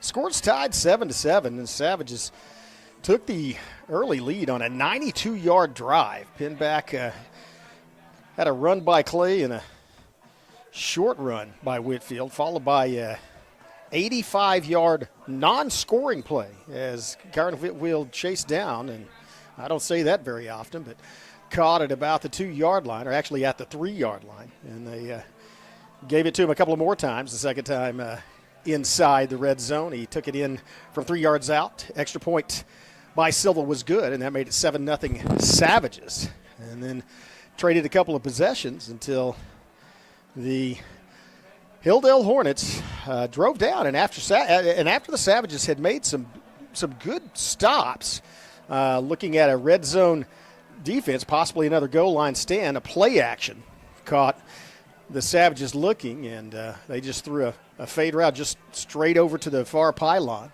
Well executed, right into the arms of waiting receiver, and their subsequent point after touchdown was good, and that knotted things at 7. Savages had another chance toward the end, got regained possession with just 1:18 left in that first half, and managed to drive the ball following a kickoff return by Whitfield inside the 45, which was called back. Managed to drive from their 30 all the way down to about the 20-yard line of the Hilldale Hornets, but only had about 18 seconds left. And An incompletion stopped the clock with 9.1, and in the subsequent play, Savages threw it bounced off the intended receiver's hands or shoulder pads or something, or was deflected and knocked back in the air, and it was intercepted, and that's the way things ended at the end of the first half. No points scored on that drive, but the Savages do have another opportunity as they will receive this second half kickoff and try to get back on track, regain that lead. Again, not a lot of scores to give you, as many teams played last night. And as I mentioned in the pregame, both Poto and Ada, top two teams in District 4A4, winning their contest. They both advanced to 8-0 on the season, 5-0 district play, and will presumptively be the top two teams in this district. Although a little bit of a surprise, and the Savages have finally next week will face Stillwell, but after that. Yeah, yes, we do have. As Skip Copeland gives me a lead, Stillwell trailing 20-7, or 28-7 at the half at Medill, and so Hilldale Hornets actually had an exciting game against Stillwell, pulling out that one 24-21, and so. Not a given. The Indians much better, much improved over last year, and so the Savages will face them next week here at Memorial Stadium for senior night. We will bring you that entire game and the pregame ceremonies, the recognition of the seniors, both on the football team as well as cheerlead team, dance team, and the band. And we'll recognize those young men and young ladies next week for senior night, and then the Savages, of course, travel for the final regular season game to Ada to face the Cougars at their place. Still a half to play this week, or I should say at least a half, as Savages looking to get back on top, back to receive the kickoff, and here we go. We're underway in the second half. Looks like it will be a returnable football. It's going to be actually up the near sideline. Watch out! Two-man to beat to the 45-40. And that is a late hit, body slam, and that's going to be at Take, personal foul, unnecessary roughness or unsportsmanlike conduct onto that. And the Boss Savages all of a sudden getting all the momentum as they're going to have the ball inside the 30-yard line. That was a terrific return by Isaiah Fields, who just took it down the near sideline and showed some speed there.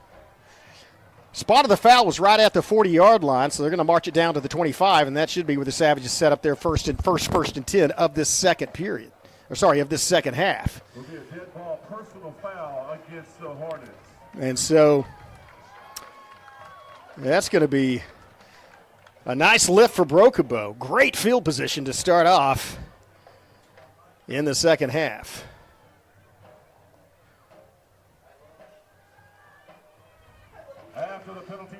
Got to hand it to Fields. He showed some real speed on that return as he literally just started.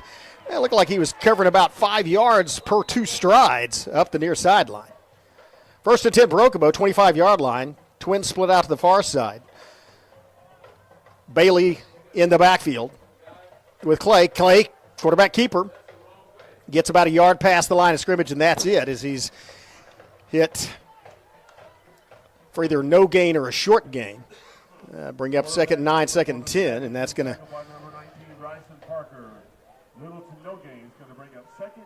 And Clay has managed to gain some yardage with his feet, but not tonight.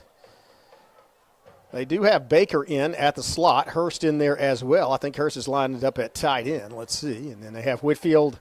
Right now, Whitfield in the backfield. They do have Hurst on the line as tight end. Tenejero split out to the far side. Put Whitfield in the backfield with Bailey. So actually 2 tight ends. Here's a handoff. Whitfield has some running room. Watch out. Burst through the 20, 15, and across the 15. To the back, the 10-yard line. Nice surge up front. That was an excellent job of blocking by the Savage, the interior of that Savage offensive line as they open up a nice hole for Kyron Whitfield. And so the Savages have gone to the ground, and they are now threatening from just outside the 10. Savages can get a first down without getting a touchdown. I'd like to see him get the ladder, though. It's going to be Clay on the option. Looks like he followed Bailey, and Clay is all the way down to about the 6-yard line, and he is walloped as he was turning it or attempting to turn off a block, and the backside pursuit caught him in the shoulder, but not before he gains 5 yards, and so that's going to bring up 2nd and 4. Line to gain is the 1 yard line. Savage is rolling following a great kickoff return by Isaiah Fields to start off the second half that was capped off by an unnecessary roughness, unsportsmanlike conduct penalty against Hilldale. And Savage has followed up with some fancy footwork on the ground. And they're getting lined up. They're going to have to line up pretty good. Play clock now at 10, so need to hurry up on this play. They have Whitfield and Bailey in the backfield with Clay. Handoff, Whitfield looking for the corner and gets in the end zone. Touchdown, Broken Bow. They haven't called it yet. Or maybe not. No, they're calling him out of bounds at the 1. That will give the Savages a first down, so they will have 1st and goal from the 1 yard line.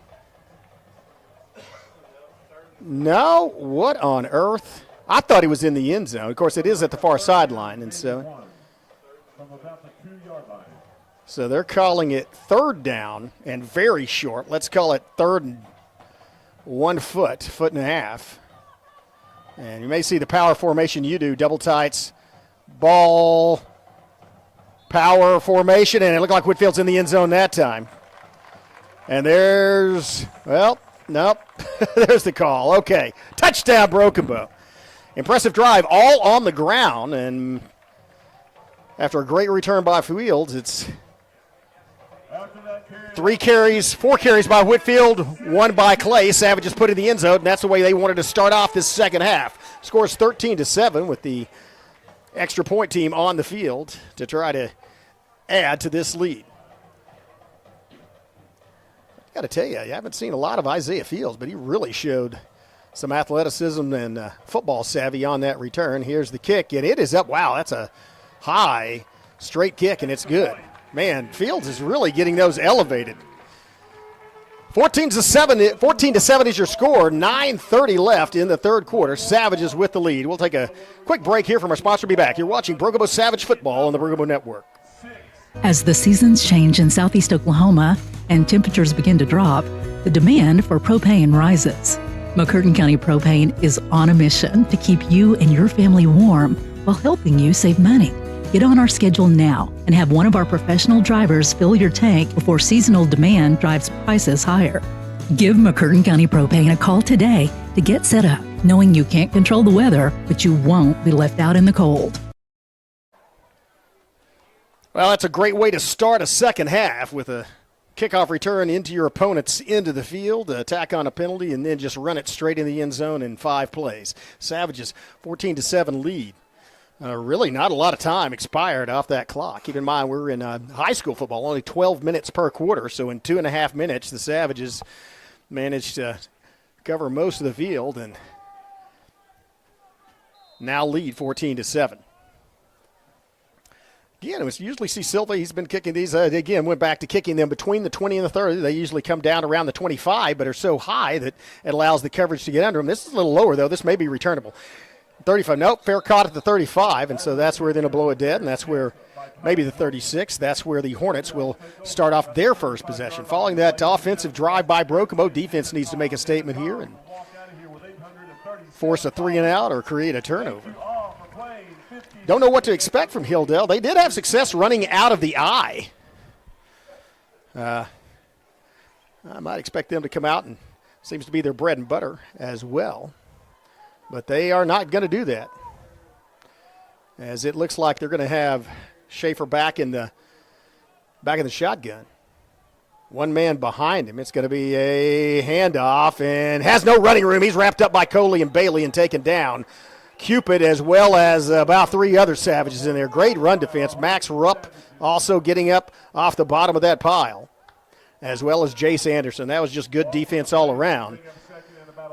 Let's call that a loss of 1. So Savage defense starts off on a high note here in this second half with a tackle for loss. A lot of those tonight. And that's the thing about running that power football. You're running out of the eye and trying to run, leads, is if you telegraph and your opponent's ready for it, they can get numbers on you because the quarterback obviously not a blocker. Let's see what they do here. One back in the backfield. Fake play action rolling out to his far side. And, oh, wow, move a break on the ball. Great break on the ball. It was underthrown, and that was luckily underthrown for the Hornets as Frazier made a break on the ball and almost got a hand on it. But you got to hand it to the Savage pressure as they didn't give Schaefer a chance to set up or have a really good look downfield as he was flushed out of the pocket. And I say flushed out. I think that was a call. It was designed as a rollout play, but he did have pressure and had to get rid of the football. Brings up a 3rd and long, 3rd and 11 as they are outside the chains. Maybe another passing down. Savage is looking possibly to get a pick. Again, single running back in the field was Schaefer. Here's the snap, dropped back, looking downfield, had to get rid of it. It's going to be outside screen, incomplete pass, and he was immediately wrapped up by Whitfield. And so that's on that incompletion, bring up 4th and 11. Nice 3 and out by the Broken Bow defense. Savage is doing exactly what they wanted to do to start off this second half. And they are hitting on all cylinders. Got to hand it to them. They made a great, it wasn't really an adjustment at halftime. And again, in the first half, Savage offense really, playing well for the most part. Had a couple of passes that Clay put right on target. One for absolutely for a touchdown that just went through the receiver's hands and was dropped. But pretty good protection for the most part by the offensive line, as well as good blocking in the interior to spring the running backs on those running plays. Here's the snap, kind of a low snap. And here's the kick. It's going to take one bounce, fielded at the 28-yard line. And Whitfield, watch out. Actually, I don't think that's Whitfield. I think, or is it? Nope, that is Whitfield. He gets past the 36-yard line, slow getting up, and helped up by Meddock after a short return. Savage's offense will take over at their own 36-yard line. Again, that's one of those things you have to do to kind of establish dominance and get the momentum rolling in your favor, is have the offense score and follow it up. You have to do those nice follow-ups, and the defense did exactly what they wanted to do. Actually held the Hornets to minus yardage, negative yardage, -1 on that drive. Offense back on the field did not really give the Hornets defense a chance to rest, and they're back for more. Coley lined up in the backfield this time with Clay, and handoff to Coley. He has good blocking, and he just follows the path through the middle for about 5 yards. That was a great line surge as the interior of that defensive core, those white jerseys, were just kind of knocked 2 or 3 yards back, and that allows your running back to get up ahead of steam. Nice blocking scheme, well executed, results in a gain of, let's call it 6, and brings up 2nd and 4. Coley back in at back. Hurst in the slot, handoff. Coley looking, breaks one tackle, follows the surge past another one, gain of about 2. And so let's call it, it's going to bring up 3rd and about 3, just short of the 45-yard line. Taken down to 44. Line to gain is the 47, so that brings up 3rd and 3.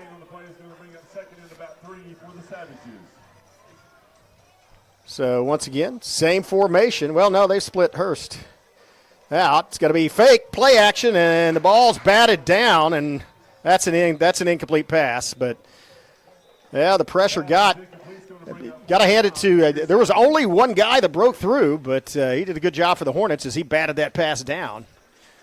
And so the Savages on 3rd and short have an incomplete pass, brings up 4th and 3, and they likely will punt, albeit this time with much better field position. Again, not much wind to speak of, but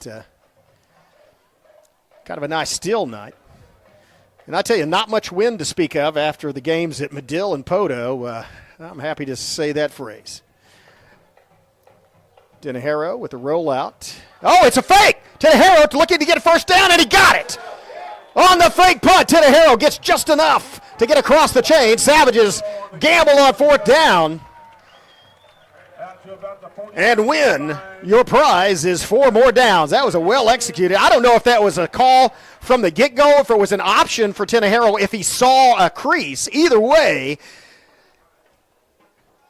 it was either a good decision by Tenejero or a good decision by the coaching staff as they caught the Hornets looking, and it results in 4 more downs for Broken Bow right near midfield. 1st and 10 at, let's call it, the 48-yard line. So really everything going right for the Savages here in the second half as they have a 4th down conversion, a 3-and-out on defense, and a touchdown on their first drive. 14-7 is your score, 6:34 and ticking here in the third quarter. Savages are rolling. Bailey in the backfield this time, and it's a play action, and it's going to be Clay flushed out of pocket, and he's going to get sacked. And that might have been, it might have just been good coverage downfield, but Bailey picked up one blitzer, and I say blitzer, a pass rusher. Clay had adequate time that time to throw downfield if he could spot an open receiver, just could not find one. As a result, it's a loss of, let's call it 6. So, ball all the way back at the 43-yard line. Line to gain is the 42/41, about midway between that of the Hornets. 2nd and long, back to pass, looking downfield, throws it up, and incomplete. Intended for Whitfield on the crossing route, or not crossing route, but down and out. Ball was out of bounds, does stop the clock with 5:38 left, third period. Savage now facing 3rd and long, and they're going to have to throw it. That was actually, had that been completed, that would have been, that play's designed to get you, about 10 yards, 12 yards, and so it would have put them in a very manageable 3rd and 4, 3rd and 5. Now they're facing a 3rd and 16. And so they're going to have to protect Clay long enough for him to deliver the throw downfield. Good protection. Oh, wow, it's a bomb. Watch out. And it's Whitfield with the catch. He pulls it in at the 20-yard line. Oh, it's about this 18. What a tremendous catch as Whitfield, backpedaling, adjusted to the football.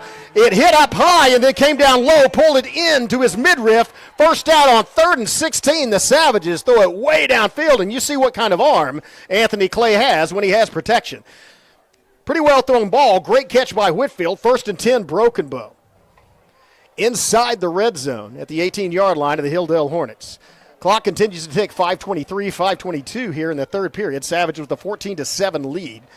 Two backs, Whitfield and Bailey, both in the backfield with Clay. Twin tight. Handoff, Whitfield cuts it up the middle, has some running room, and gets a yard, 2 yards, 3 yards. Man, he's still going. All right, now you blow the whistle, ref.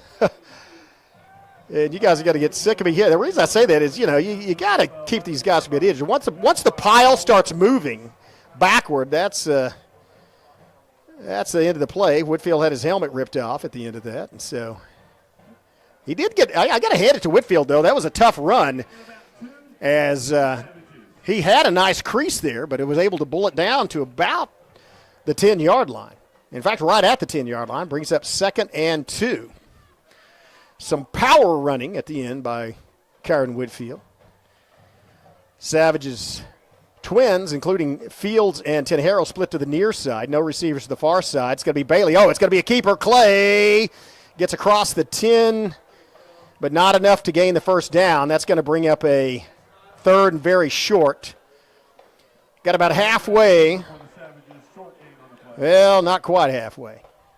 That's 3rd and about 2. 3rd and a long 2. Looks like that line to gain is directly halfway between the 5 and 10. Let's call it the 7.5. Whitfield back in the game with Bailey in the backfield. Twin tight ends, power formation, handoff. Whitfield up the middle. He has some running room and gets a hand down. Not able to stop himself from falling, but enough to get to cross the 5-yard line. That's going to move the chains and give the Savages 1st and goal inside the 5. Good balance by Whitfield as he cut it back inside. So I guess when his hand went down, I guess maybe his knee did go down. But, again, inside the 5-yard line. So 1st and goal for the Savages. And this looks like kind of a new wrinkle. Good blocking by the offensive line. Good running by the backs. And they're just kind of using power football. As they have basically twin backs in the backfield with two tight ends. Now it's a pass. It's going to be Whitfield. That's actually a lateral, so this will be counted as a run. Whitfield making moves, going back the other way, and he's going to – wow, he's still up. I was going to say he was going to lose yardage, but he got almost back to the line of scrimmage. I think he got stopped at the 5. But again, that play is designed to just get Whitfield the ball and then him to make space, to get him open in space. Well defended, though, as they are. There's a penalty. Well, that's going to bring it back outside the 15-yard line, depending on the spot of the call. And so Savage is going to get to replay that down, but from significantly further back. So it's going to be 1st and goal. But it's going to be from the 14-yard line. And this is that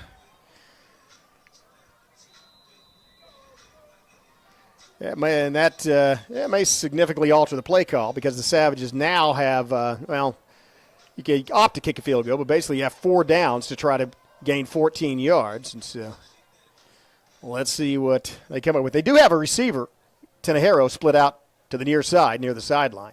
Still twin backs, play action fake. Throw. It's caught by Tenejero at the goal line. Touchdown. That was a curl route by Tenejero. Perfectly executed. Nice play by Clay. Got the ball out to him. A move at the 1-yard line, and it's Tenejero into the end zone. Well done. 14-yard gain by the Savages. All of a sudden, they are rolling up 13. Have a chance to make it 14. 2:34 left in this third quarter. And Savages have come out with 2 touchdown drives to start off this second half. Bailey the snapper, Tenejero the holder. Silva is your kicker for this extra point attempt. Snaps good, holds good, and the kick is up and splits the uprights. 21-7 is your score. Savages scoring 14 points to start off this third period, and it ain't over yet. We'll take a break, hear from our sponsors, and be right back with more second half action. You're watching Broken Bow Savage Football on the Broken Bow Network. At McCurtain County National Bank, we are continually seeking ways to meet the changing needs of our customers. We offer a full range of services, such as free checking, online and mobile banking, as well as great rates on cabin and construction loans. We're providing results through better service while giving you a greater value for your dollar. Visit us on the web at mcnbonline.com. McCurtain County National Bank in Idabel, Broken Bow, Hochatown, and Valiant. Well, as a Savage fan, you have to be happy with the way that they came out of the locker room in the second half. 2 straight consecutive drives for touchdowns, and on defense, 1 3-and-out. That's some good football. Got to continue that momentum and not let up. Keep in mind that both these teams, fighting to try to get back into district play and maybe make the playoff spot. Not first or second, as those are, after the victories last night, it's going to be the Cougars and the Pirates competing for those first 2 spots. But still an opportunity to place 3rd or 4th. And so the tiebreaker may be in effect. Really, though, you just want to concentrate and get that W. Even though there's a 15-point limit on that. Savages having great momentum so far, though. Really like to shut down this Hilldale offense again. They have -1 yard so far in the second half. And so Savages just have to keep up with good basics. Yeah, well, now they're splitting out a receiver far to the far side. Twins to the near side, single back in the backfield, handoff, lead play, off tackle. He's wrapped up in the backfield, and that's going to be a gain of perhaps a foot, as that was Brannon that came across from the backside. Nice backside pursuit as Brannon crashed down the line, read that play, wrapped up the ball carrier like you're supposed to do. Was not able to take him down, but also it was not a broken tackle, and as a result, he got some help and stopped him for no gain. 2nd and 10 for the Hilldale Hornets. I say, you wait for some help as pretty good team defense as well, as had he broken that tackle with Brandon, really no place for him to go, as it looked like both Cupid and Hoover had plugged their holes as well. Here's the snap. Schaefer, it's going to be a play-action pass, rolling out to the far side, throwing across, and it's caught right at the line of scrimmage, right at the line to gain. His momentum carries him back, though, before it's complete, and so that's going to be short of the first down, but brings up a 3rd and 1.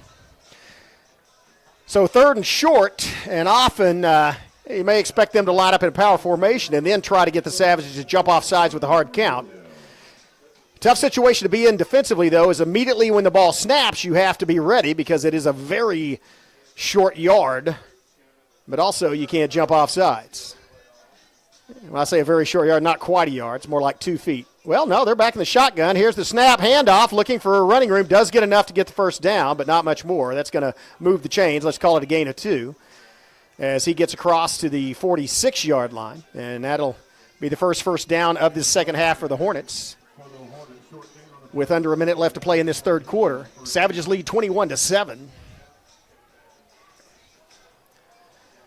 So 1st and 10.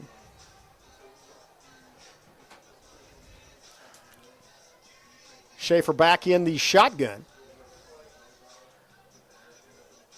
Single running back behind him, a man in the slot. Twins split out the far side. Single receiver the near side, looking to the far side, up the line. Now throwing for on the go route. It's intercepted by Whitfield. Whitfield pulls the ball out of the air at the 30. He's at the 35, 40, 45 midfield, 45. That was a go and get it, and Whitfield went up and got it. Great defensive play as he was running stride for stride. Once the ball was released, he became the receiver and just out-jumped the intended receiver to pull it down. That defense is, not much wrong in the second half with the Savages in any aspect of this game. That was a great interception, and I'm not sure about the wisdom of trying to go to throw it to a receiver over Kyron Whitfield. That turnover puts the Savages back in great field position for their 3rd possession of this second half. They're going to start off at the 46-yard line of the Hilldale Hornets. Twins split out to the near side.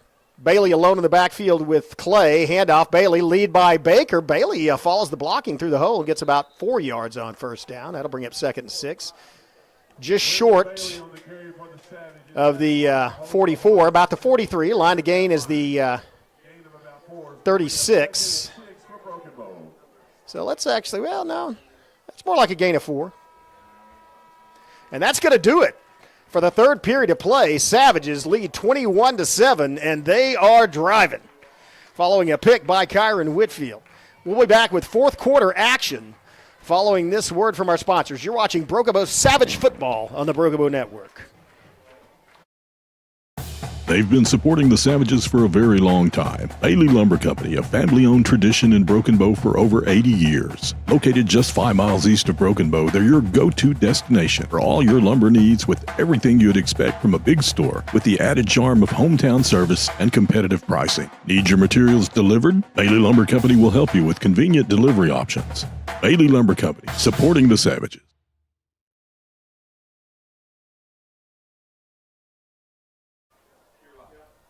Welcome back. Savages looking dominant in this second half as they came out of the locker room and never looked back. Scored on their first 2 possessions. Defense on the first possession for the Hornets held them to -1 yard, then gave up 1 first down. And the Hornets gambled and lost as they tried to throw it over Kyron Whitfield on the far sideline. And Mr. Whitfield said, no, sir. As a result, returns it to the 46-yard line of the Hornets. Carried by Bailey on first down, gains 4, and that's where we are, 2nd and 6 for Broken Bow from the 42-yard line. Baker in the slot. They put Bailey over there at tight end. Whitfield in the backfield with Clay. Tenjero split out to the near side. Champagne to the far side. And they're going to shift Baker across to the far side, and that's going to draw a flag from the officials. Going to be illegal procedure on Broken Bow. They'll move it back 5 yards. And I'm assuming it was on Baker's shift as he went from this side to that side. So that's going to put the Savages back outside the chains and just by a yard, but bring up a 2nd and 11. Clock said, again, because it was called before the ball was snapped, still at 12 minutes left in this final period. Snap, Pitch, Whitfield. Midfield and gets across the original line of scrimmage and not much more, maybe to the 44-yard line. So that's going to bring up 3rd and about 8. Again, just a simple play. You toss it to Whitfield and hope your lineman and lead back, get a couple of blocks.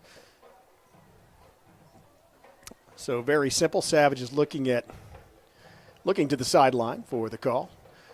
And see Anthony Clay conferring with Whitfield and then signaling out to Champagne. Bailey in the slot. Bailey shifts across to the near side. And now it's going to be tossed to Whitfield. Bailey with the lead. Whitfield eludes one tackler. And still going. Whitfield all the way, almost enough. He's close. He's very close to the first down yardage as he got. I think he might have got it. Depends on where they mark it. He extended the ball. You got to give him that, and I think he did. That looks like a first down for me. Heads up play by Whitfield at the end. It says he was going down. He extended the ball forward before he was down. I think they're going to measure it, but I think looking at, this got to be a first down, and it is. Well done as they just shifted Bailey to the near side, used him as a lead blocker. Whitfield followed his blocking and then did a little extension on his own. 1st and 10 Broken Bow. Savages not only move the chains, but also keep the clock moving. It's 10:33 left in the game. They lead by 14, 21-7, and have completely dominated the second half of play here at Memorial Stadium. Whitfield and Bailey in the backfield with Anthony Clay. Baker in at tight end. Champagne up top, handoff. Whitfield, another lead play. Comes it back. Watch out. Oh, man, Whitfield looks like tough running by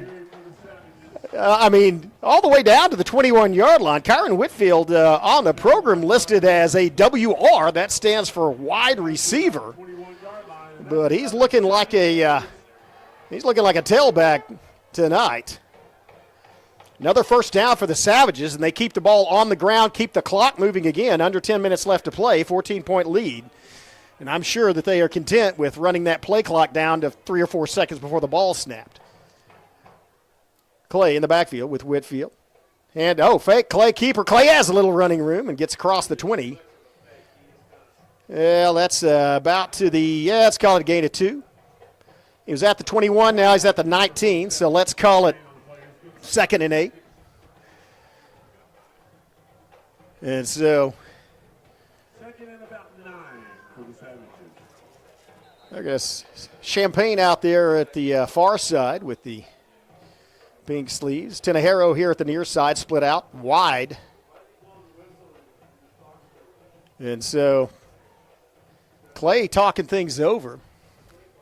Not sure what they're doing here.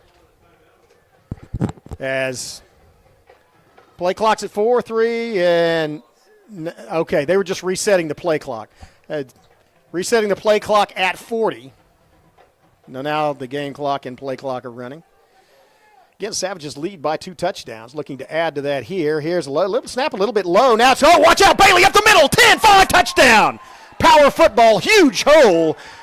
Pounded through that defensive line by the Savage O-line, and Bailey just curled the ball up and ran straight up the middle for TD. That was a very nice play. And so Broken Bow scores their 3rd consecutive touchdown on as many drives here in this second half, and they lead 27-7.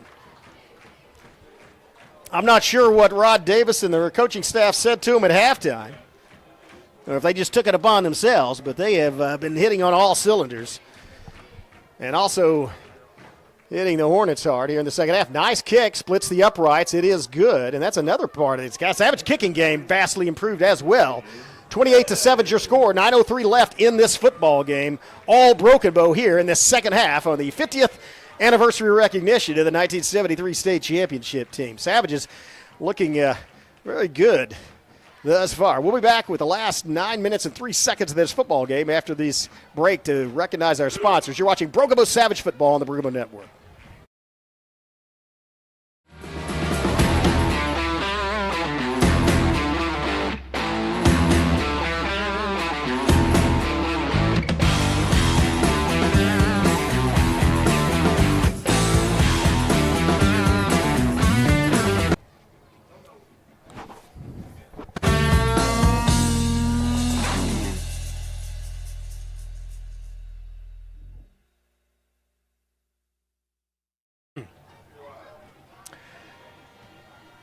Well, the band playing the sounds of a locomotive in the background, and Savages have been rolling like one since they came out of the locker room in the second half. 28-7 is your score.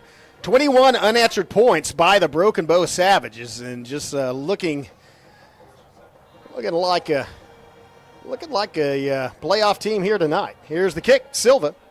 High arcing kick, going to be fair caught. Well, now that's interesting. It was signaled for a fair catch by number 5, and the other guy stepped in front of him and returned it. So, but once you signal for a fair catch, it's basically over. So they're going to take over at their own 31-yard line, or maybe 32. I don't know the answer to this question, but if one player signals for a fair catch standing at the 31 and another one catches it at the 32, where do you mark it?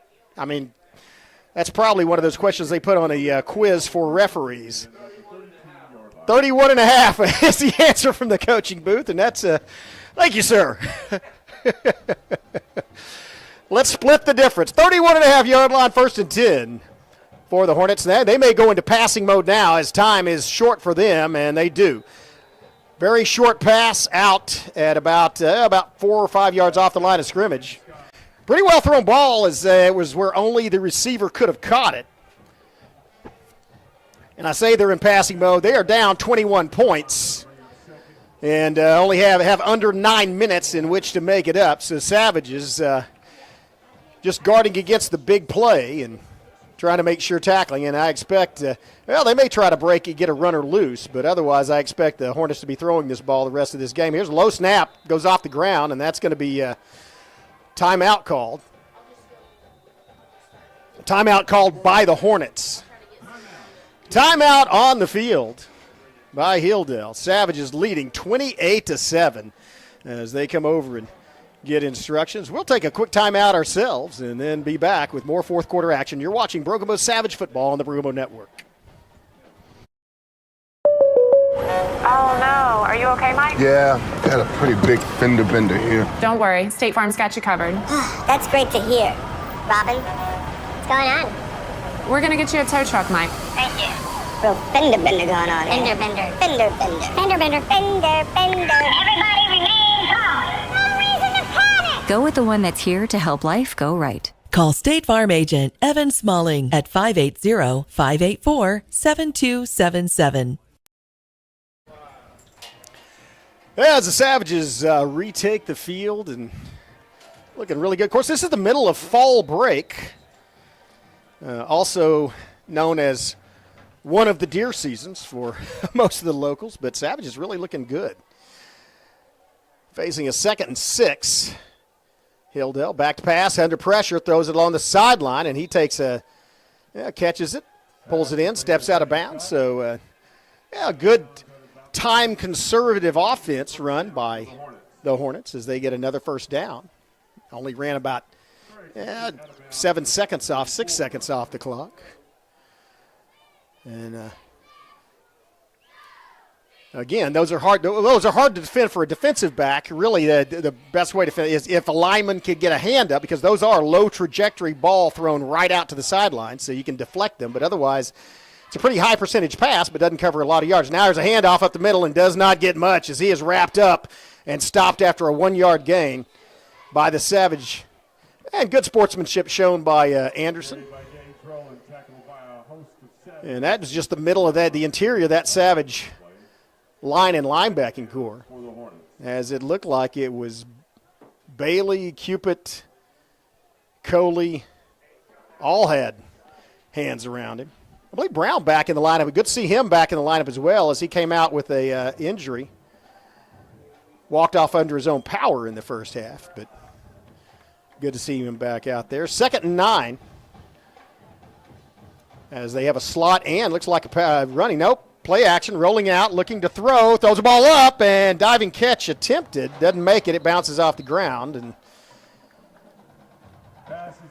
that's going to be an incompletion. It does stop the clock, but it also gives the Hornets a 3rd and 9. And so the line to gain, or for the Savages, the line to guard, is their own 46-yard line.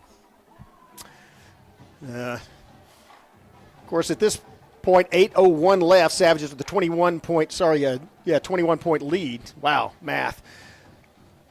May have the Hornets try one of those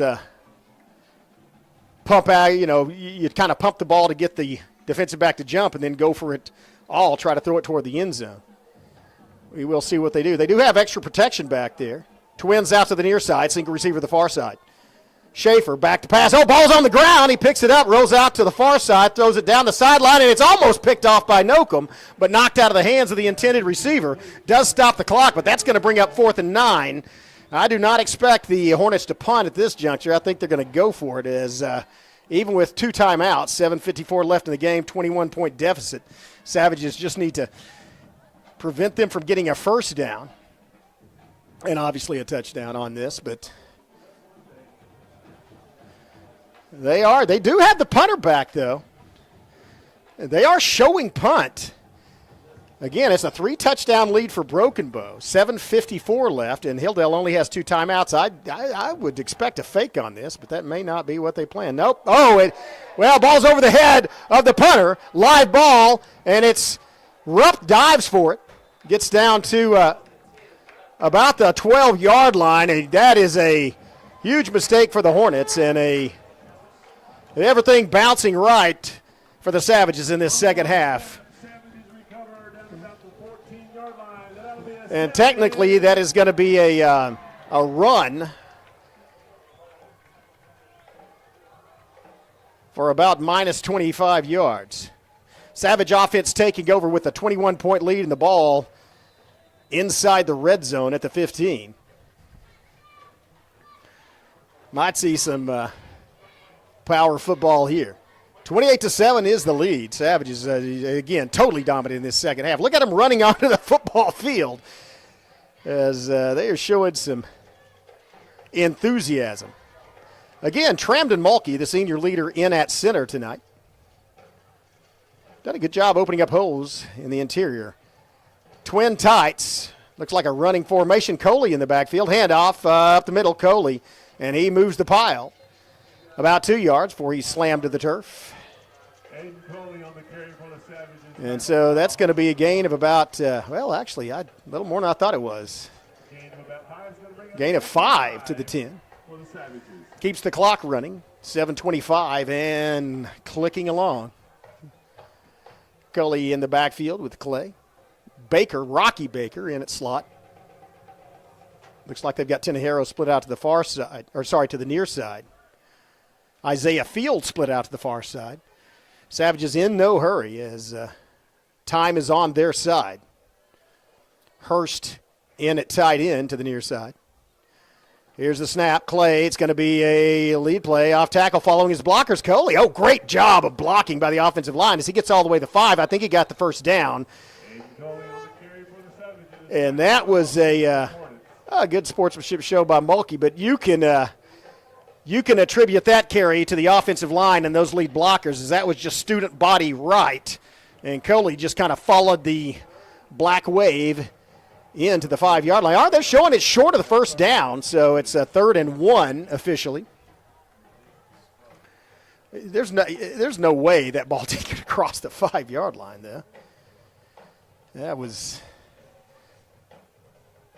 Savages, again, need to get this first down. You don't want to have a 4th down in there, but I think they may have more of the same as they're going to send just a quick toss Coley, and he lowers his head, and now he's down to the 5. Mark it on the 5 that time. That should move the chains, and they do. That's going to be a first down, and they will move the chains. And, there's he's getting up. I was going to say, unfortunately, there's a Hornet down, but he gets helped up by his teammates. 1st and goal for Broken Bow from the Hornet 5-yard line. 5:43 and ticking left in the game. Savages lead 28-7. Savages, for all purposes and intents, look like they are going to get a W tonight here at home. Advance to 2-3 in district. And we'll host the Stillwell Indians here at Memorial Stadium next Friday. Here's a handoff. Coley looking for running room. Has some through the middle of the pack. Enter into the end zone. Aiden Coley, touchdown from 5 yards out. 5:14 left, and now 34-0, Broken Bow. Sorry, 34-7, Broken Bow. I don't know why I'm saying that. 34-7, Broken Bow, and man, what a difference. Again, didn't play bad the first half, but it was pretty evenly matched, and they just took over here in this second half, both sides of the ball. Really, this is a good-looking play all around, but the Savage, the enthusiasm they showed coming out of the locker room, and I tell you, the most improved aspect, though, has been the kicking game, has been the extra point team, as they are 5 for 5 tonight, and they not only have all been accurate, but split the uprights at the high point. Very, very symmetrical. They all look kind of the same uniform, and so that's a huge improvement. Savages dominant 35-7, 5:14 left in the game. We'll take a quick break and be back. You're watching Broken Bow Savage football on the Broken Bow Network. As the seasons change in southeast Oklahoma and temperatures begin to drop, the demand for propane rises. McCurtain County Propane is on a mission to keep you and your family warm while helping you save money. Get on our schedule now and have one of our professional drivers fill your tank before seasonal demand drives prices higher. Give McCurtain County Propane a call today to get set up, knowing you can't control the weather, but you won't be left out in the cold. Savage kickoff team, well, we've seen them a lot this second half. They didn't start it off, but one thing we haven't seen is the Savage punt team. At least we've seen it once, but then it was a fake punt that they converted for a first down. Ball's taken. Again, there are two guys, one of them fair catches, or signals for a fair catch, and the other one catches the ball and runs. And, once you signal for a fair catch, that's where you're going to be. So this time inside the 30-yard line at about the 27, and that's where the Hornets will set up this drive. Do want to mention, again, congratulations. A lot of good things happening here around the Broken Bow Public Schools. But notice if you follow the Savages Broken Bow Public Schools Facebook page, then you probably know about this. If not, go follow it. A lot of information and a lot of congratulatory posts on the achievements. But the Savage cheerleaders have achieved one of the highest GPAs in the state, and we're recognized for that this week. Here's a back pass under pressure. Schaefer throws a knuckleball in and out of hands receivers. That was a good job by Schaefer. And Nocum got up and looked like he was going to maybe think about talking to the receiver at the end of that play, and Rod Davis out there settling get back on the field. And it would be it's never a good time to get a unsportsmanlike conduct penalty, but you played an excellent second half. You're winning this football game. Don't do anything to detract from the play on the field. 2nd and 10 on the incompletion. Hurst in at defensive end, stand-up defensive end, I should say. And here's some pressure. Ball's up, and it's going to be, incomplete, intended for the far side. And it looked like he might have been bracketed. Looked like Nocum back there as well as Champagne, Jacob Champagne on coverage. And so good pressure by the Savage pass rush. Forces the throw over the head of the intended receiver. So does stop the clock with 5:01 left. Savage is leading 35-7, but does bring up 3rd and 10. Expect him maybe to throw it downfield again. Trips out to the far side. Single back in the backfield with Schaefer. Now they split the single back out to the near side as a safety valve, and Schaefer rolling. He's under pressure, going to look, throws it to the sideline, and it's tipped. Tipped by Isaiah Fields. Man, he's had a great game with that kickoff return, and now with a deflection on 3rd and long. It's going to bring up a 4th and 10 and put the Hornets into a punting situation. Well, Savages looking good at home tonight. Have another home game. We'll be here live. And obviously, if you're watching us live, then you can catch us same time, same channel next week. As last time they snapped it over the punter's head. Let's see what happens this time. This is a good snap, but the play was blown dead. Hopefully it wasn't the Savages that were offsides. Let's see what they indicate.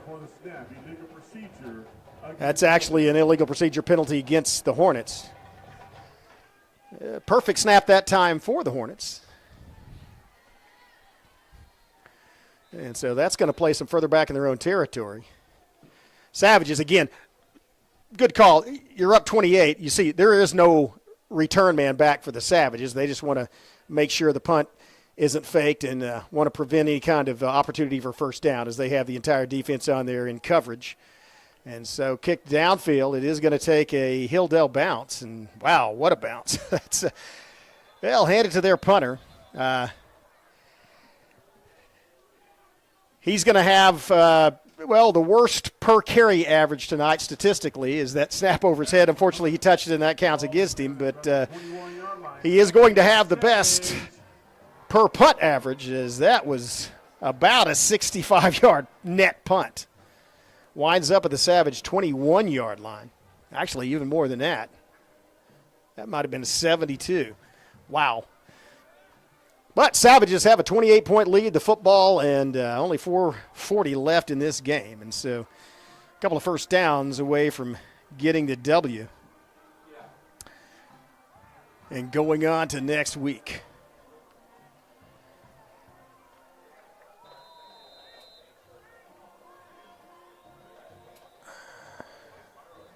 Savages again, they're going to call.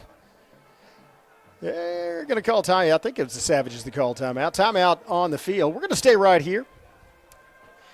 Talk about some possibilities. I said the Savages with the win tonight still in the hunt for a playoff game, and that's the good news. I mean, obviously, I always like a win. The bad news is, as I mentioned, Aiden Poto in the top, and I think you certainly don't want to be again, if you do get a playoff spot, the worst one probably in this district is to be in fourth, because I think that means you have a date with the Wagner Bulldogs, but which defending state champion Wagner Bulldogs, who in a replay of last year's championship game against their district opponent Cushing, defeated them again. So, of course, Cushing without Carl Crooks, the all-purpose everything that slashed the Savages for several touchdowns last year. It's going to be Clay in the backfield. Takes the snap, handoff up the middle, has some running room. Hold on to the football. You got to protect that football. And good job. Does actually gain some ground. Was that called? That wasn't Coley. Yeah, that was Freeman. Sophomore running back. Good carry on first down as he gained 6. Again, the defense trying to strip the ball out of his hands, and so good job not only of gaining ground, keeping his legs pumping, but also protecting the football. And so Savage is facing a 2nd and 4 situation. Cole Patrick in at running back. Hand off Patrick up the middle and gets about maybe a yard, and then he's level. And that may be a late hit, and that may be an automatic first down. As Patrick comes out, the ref is talking. That's going to be unnecessary roughness or unsportsmanlike conduct against number 51. And as I believe that's the back judge was talking to him. And that's going to give the Savages automatic first down and move the ball to about the 45-yard line. It was right there, at the 41-yard line. So 1st and 10 for Brokobo, 3:49 left in the game, 28-point lead.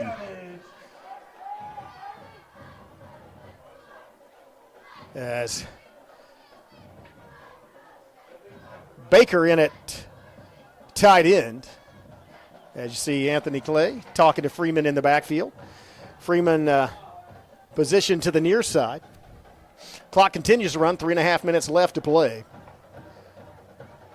And, of course, Clay content to let it run down.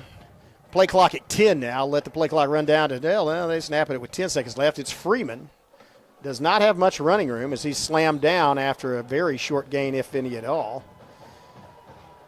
But it does keep the clock running as he went down in bounds. Under 3 minutes now left to play. Cole Patrick back in at running back. Fields and Champagne at the far side. Patrick at the near side. As again, they are in no hurry.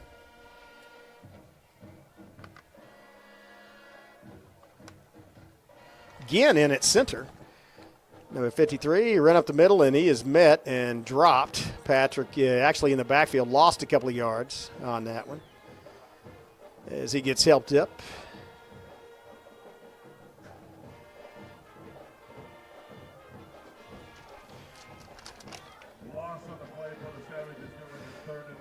And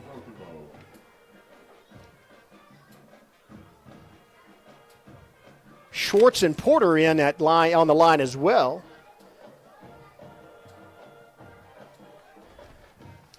Along with Ginn at center. Jimmy Brown at the left guard. Savages now the play clock under 9. Freeman in the backfield, toss sweep. Freeman looking for running room, tries to cut back, has some room if he can elude that one tackle. He cannot get loose. Pretty good eyes that time as Freeman saw the open field. Could he cut back, but did have one defender there he had to beat and could not get loose.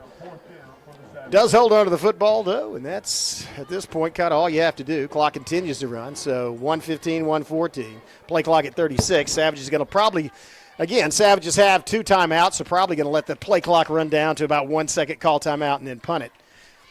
And leave the Hornets time to maybe save a little pride if they could drive in and score, but not much else, as they will have less than 40 seconds left once they receive this punt.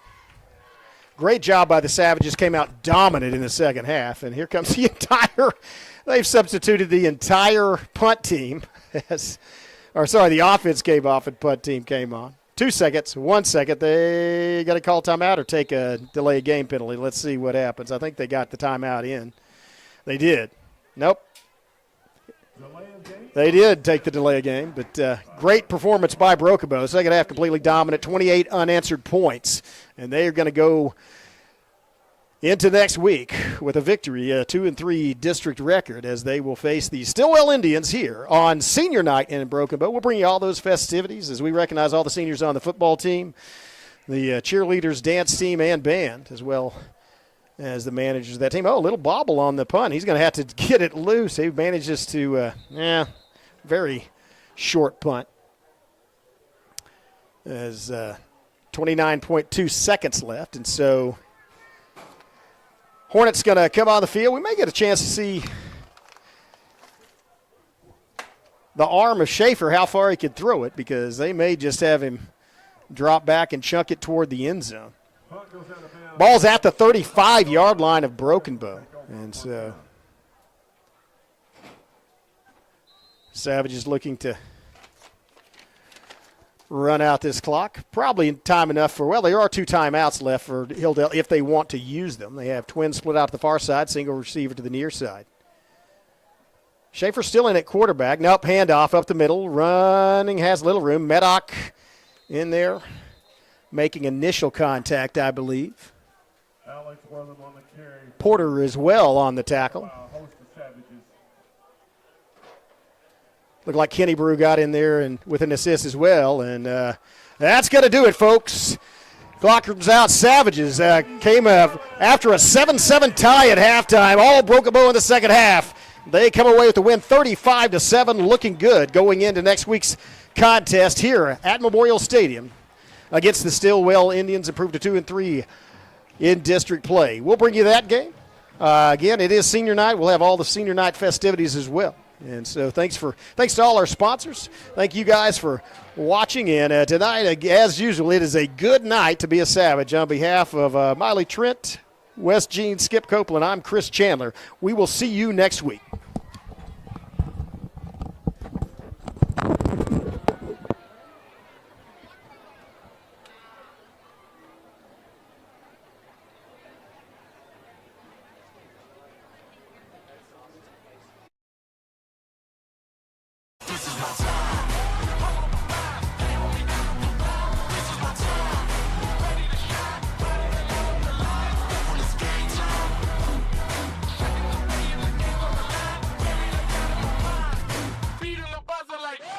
is my time.